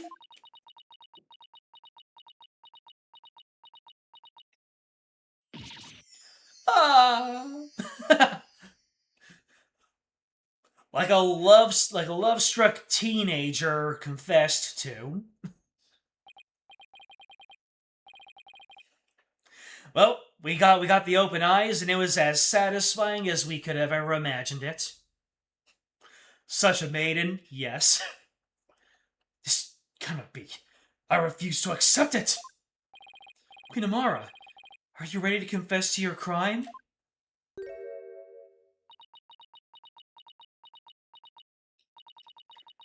I can deny it no longer. The truth is, it was I, Amara Sigatar Khura'in, who slew Minister Inga. That's preposterous! Why? So first, you realize that your mother is still alive. Well, actually, he knew she was still alive. You realize that she was walking free. Now you realize that she committed murder. How many more of those are you gonna break, Nayuta? Yudi?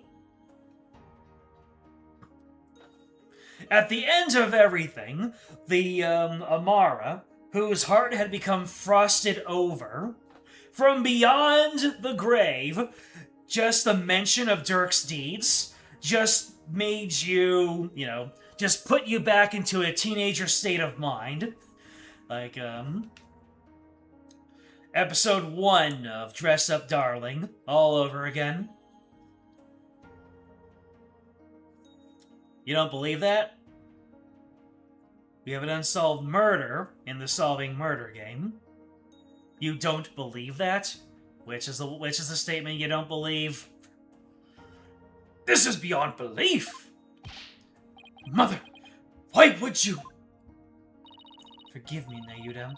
I never wished to cause you such sorrow. But that Amara killed Inga? Oh, really? Alright. So the tables have yet more turning. But I had no choice. It was the only way. The only way? Unless she's covering for Garan. She's probably covering for Garan.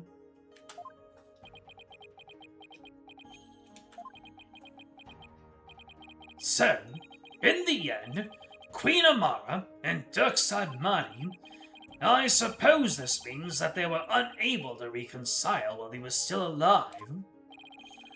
I don't think the state of the kingdom or the incidents of the past would have allowed that. They are prisoners of their shared history, so to speak. Queen Amara, there's something I need to know. You had staged a near-perfect crime, so why did you bring this pendant into the tomb with you? You should have known it could come back to haunt you. I do not really understand it myself. There's still something driving Nayuta to work for Garan, which could also be driving Amara too. Very, very true. I had nearly been assassinated by my own husband, yet I could not bear any hatred toward him. I was unable to discard this, or part with it for even a short time. As with Dirk, I have never stopped loving my husband for the past 23 years. Mother. But she really believes it? That Dirk tried to assassinate her?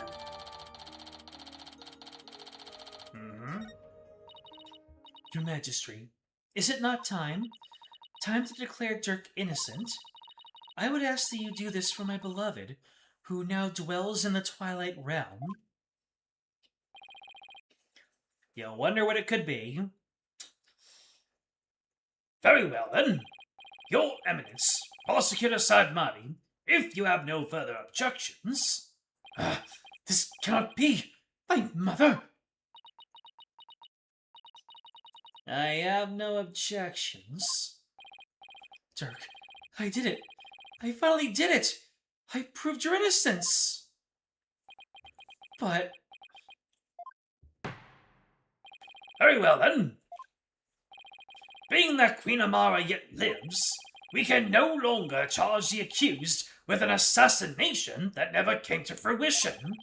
As for the murder of Minister Inga, the truth has been laid bare for all to see.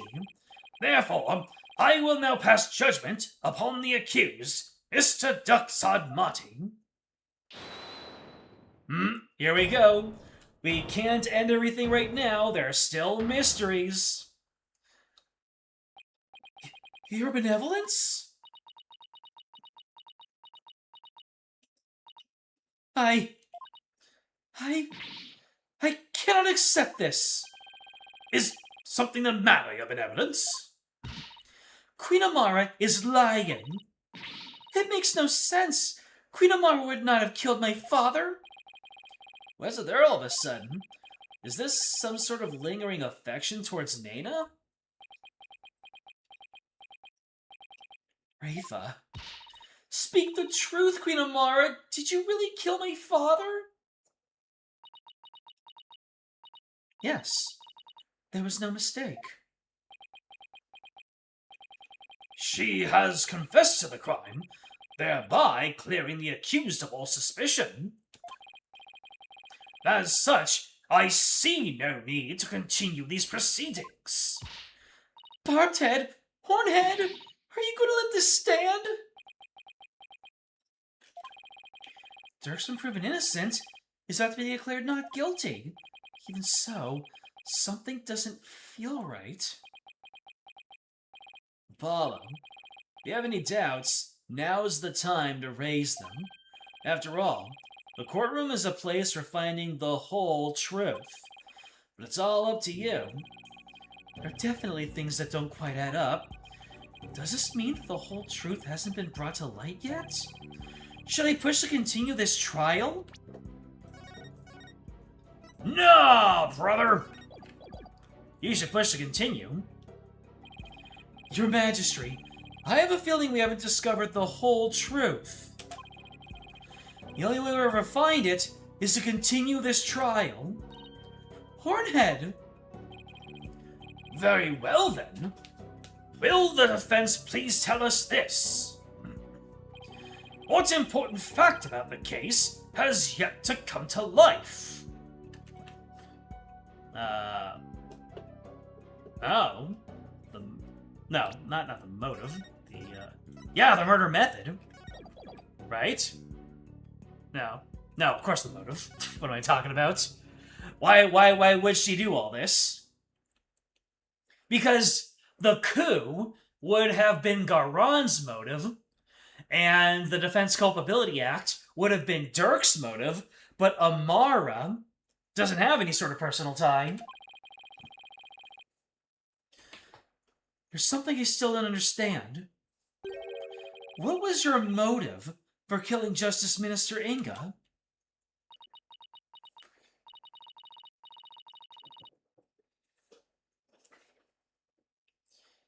That is a fair question, one that I shall now answer.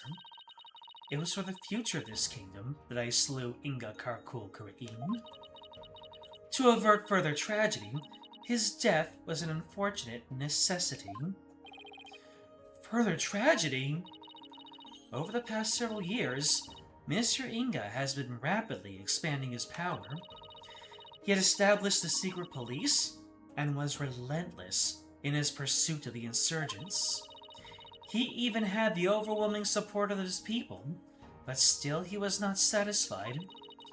Hungry for more power, he began planning a coup d'etat. You mean his plot involving the Founder's Orb, which led to Mayafei's abduction? Yes, Minister Inga planned to use the orb to gain access to great spiritual power. after which he would assassinate Garan and usurp the throne. His machinations were reminiscent of that terrible tragedy of 23 years ago. And as one affected by that incident, Amara vowed to never allow a repeat of such events.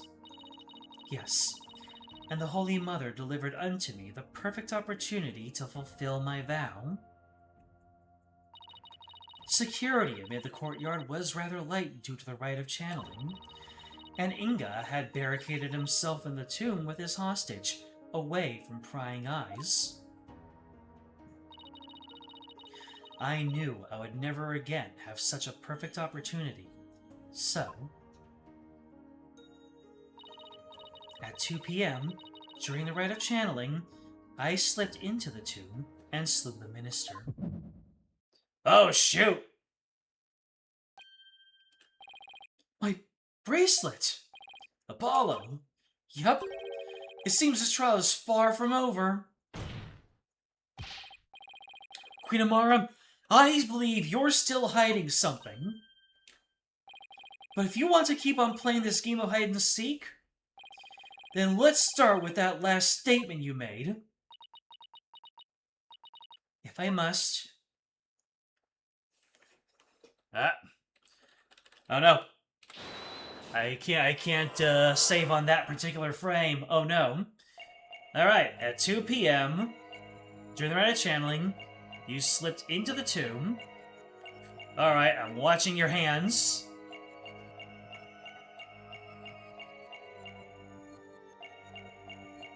You slipped into the tomb.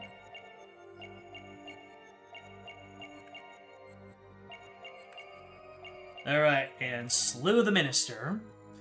Alright, where is your tell?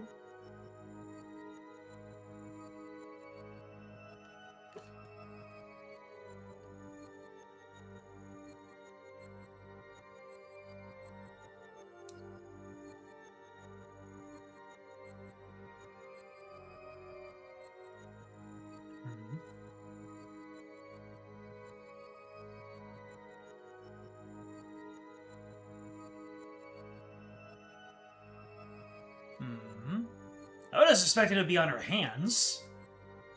Unless this isn't the statement to press.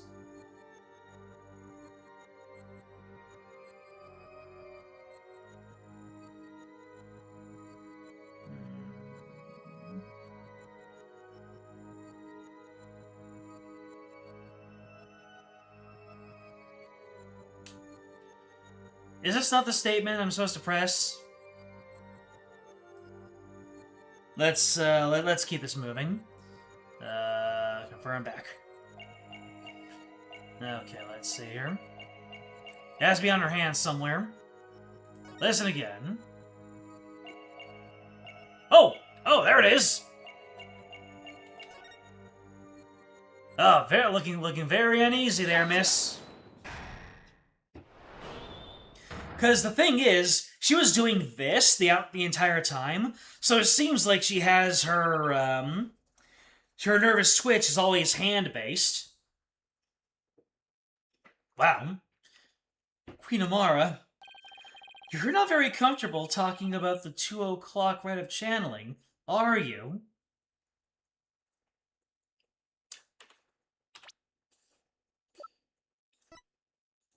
This is Amara, isn't it?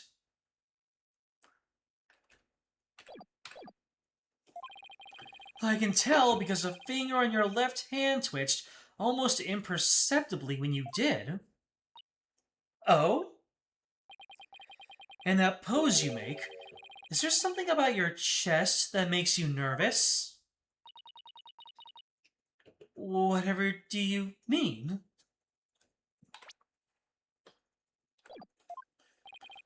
Murder occurred at 2 p.m., and I'm pretty positive Amara was in the tomb at the time. So then why is she so self-conscious about her chest when she talks about the rite? The rite of channeling? Didn't Albie snap a picture of it? Queen Amara, I have here a picture of the rite of channeling. It was secretly taken by a certain individual. Objection! Such insolence! I would have the perpetrator's name at once. Sorry. No can do. You see, I just happened to find it on the ground, so... Do you take me for a fool? How about we discuss the photo's origin a little later, because right now... there's something much more pressing at hand. I believe this photo merits further examination. I suppose there's more to see than the darkness and more darkness. May I be able to make out a few more details with some image adjustments? Let's ask Emma if she can help. Ah, so finally, I did call out before that the picture was just... It didn't feel like there was a whole lot going on in there, but now we're gonna actually... We're gonna apply a little bit of paint.net to it. Bailiff, please summon Detective Sky to the Hole of Justice.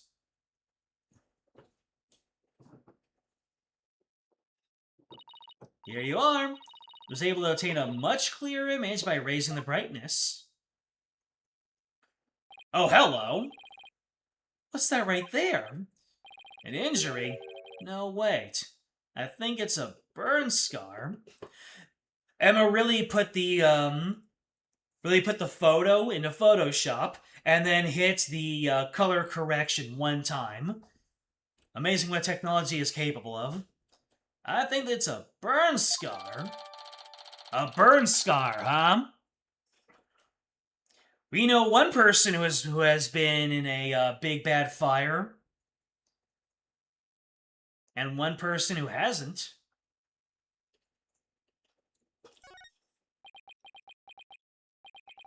Wait a second. Your Eminence? You don't have a burn scar like that on your chest. This is a very important camera angle. This is directly plot relevant. It is of absolute paramount prominence that we need to stay on this camera angle, examining this view for as long as I can drag out this bit.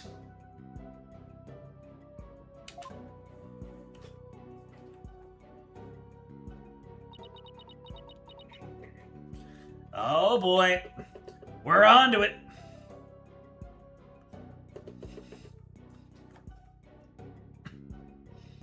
Apollo, you can't just stare at her boobs like that. No, it's not like that. It was like staring at the sun. I took one glance and I got everything I needed from that. Well, at least it's better than liking women under your age, Apollo. Don't bring that up again.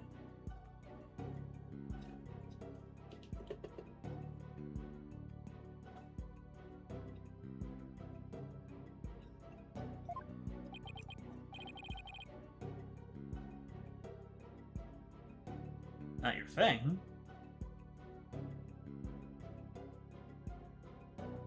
It's more about the person who it belongs to, at least to me. Ain't you a smooth operator? It actually is, and you're not kidding, by the way. Yeah, I know. I mean, we've already determined why it's important that that scar isn't there anymore. Big, small, everyone is beautiful. What's going on here? If the person in this photo isn't Queen Garon, then who is it?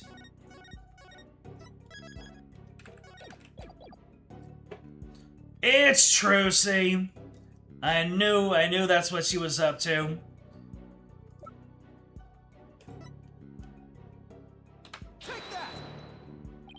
Queen Amara, the person in this photo isn't Queen Garon. It's you posing as her, isn't it? The two of you look quite similar, but that's no surprise considering you're sisters.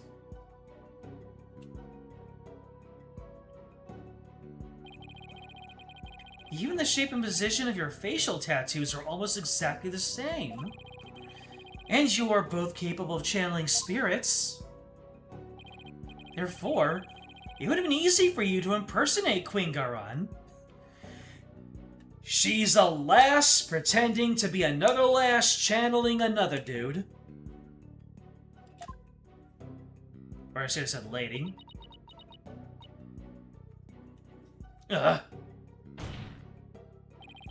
Queen Amara, you have a burn scar on your chest, don't you?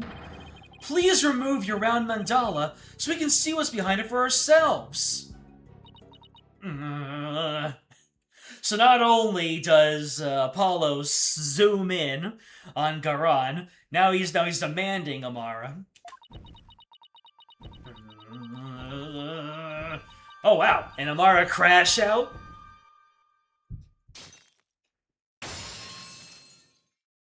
And there it is, the telltale scar. Look! I'm looking. That is a scar. The exact same scar as the one in the photo. Hold on a second. I need to do some comparisons.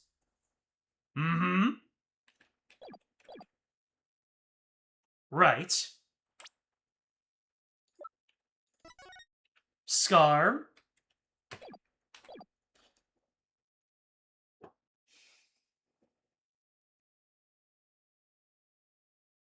Okay.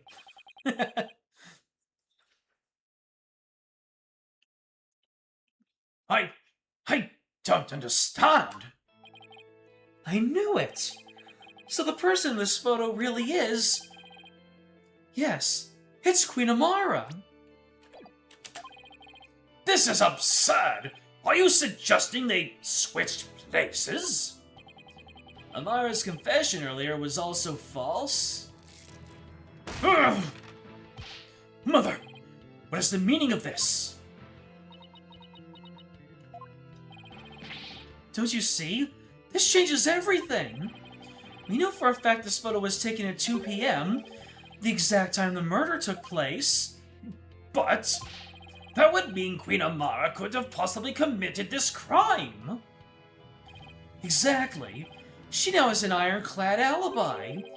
So Mr. Inga's killer couldn't have been Queen Amara.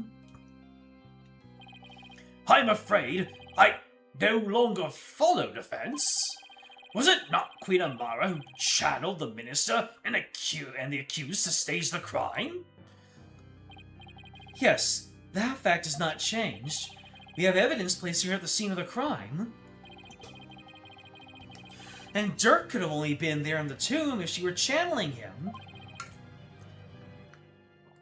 Which means...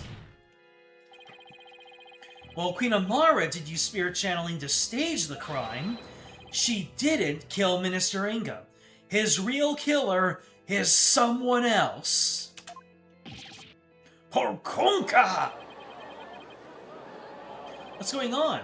Was her mercifulness covering for someone? If Queen Amara is not the killer, then who is it? Isn't it obvious? Why was this rite held in the first place if Queen Garan wasn't going to perform it? Who was behind the two Switchers switching places and for what reason? The answers to these questions, along with the establishment of Queen Amara's alibi, obliterate a certain someone else's alibi. Boom! Take that! Why, that's... Is this some kind of joke?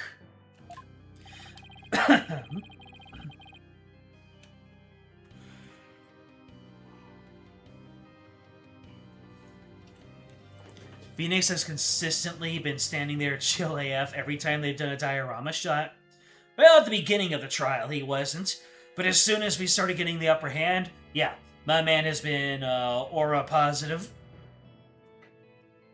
No, Your Majesty, I could never joke about something so grave. The only one who seemed to have a perfect alibi at the time of the murder was Her Eminence, Garan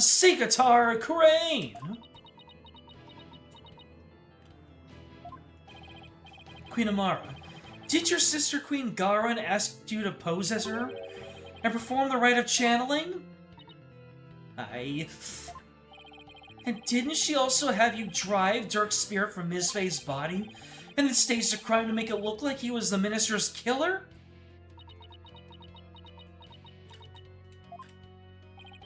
And at 2 p.m., while you were performing the rite of channeling as Queen Garan, didn't she kill Minister Inga while disguised as Dirk? Well, your mercifulness? There's no use trying to hide it any longer. You need to tell us the truth now! Mother?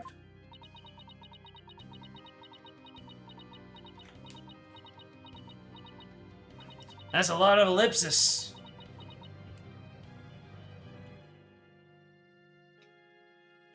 Justice Minister Inga's true killer is...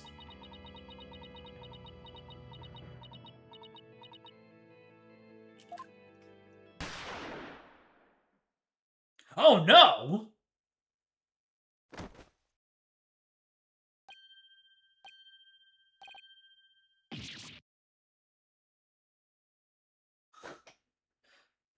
I thought we were headed towards another crash out, not a silencing. Well, unfortunately, the Phantom parallels just continue, don't they? Non-fatal, calling it. I certainly hope so, because that's uncalled for. That's the spot they always go for in anime when a non-fatal but serious-looking wound. It's either on the gut or somewhere in the shoulder.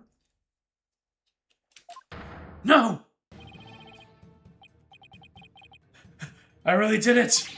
Your Eminence! My life is yours! Isn't he one of Garon's royal guards? Queen Amara! Bailiff, arrest that guardsman! Mother! Garon couldn't have... Could she? Someone call for an ambulance! Quickly now!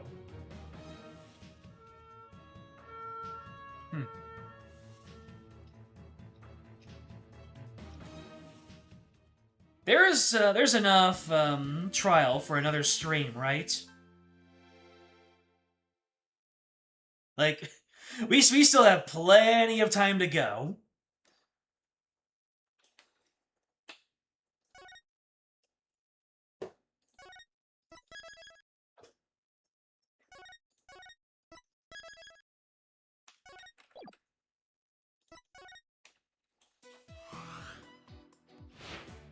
Well, I thought I fabricated a good enough cliffhanger at the end of the last stream, but my goodness gracious, golly gee darn, that is how you keep people chomping at the bit waiting for more.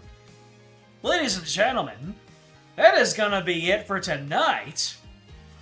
Queen Amara has been silenced by a guard who we're probably gonna claim that is just a zealot, and Garon is going to Garon's probably just gonna claim that was just the actions of one bad actor, but we might be able to circle the drain and realize that she ordered that to happen.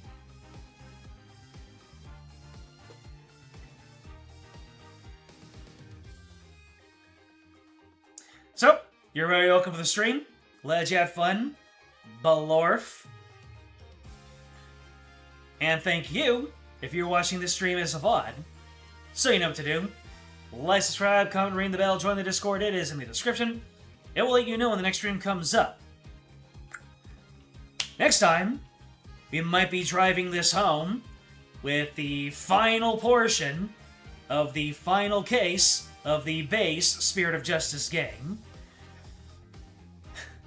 Things just keep on going downhill, and I'm gonna guess there's still more downhill to go before things can get any better.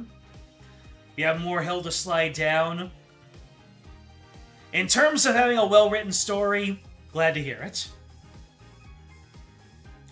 But please, no more shooting people. My heart can only take so much. First Dirk and now Amara. I mean, Dirk is confirmed gone, but Amara, she might still be able to get out of it.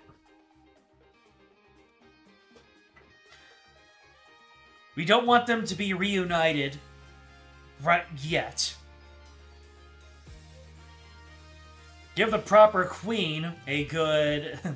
yeah, give the proper queen a proper resolution to everything.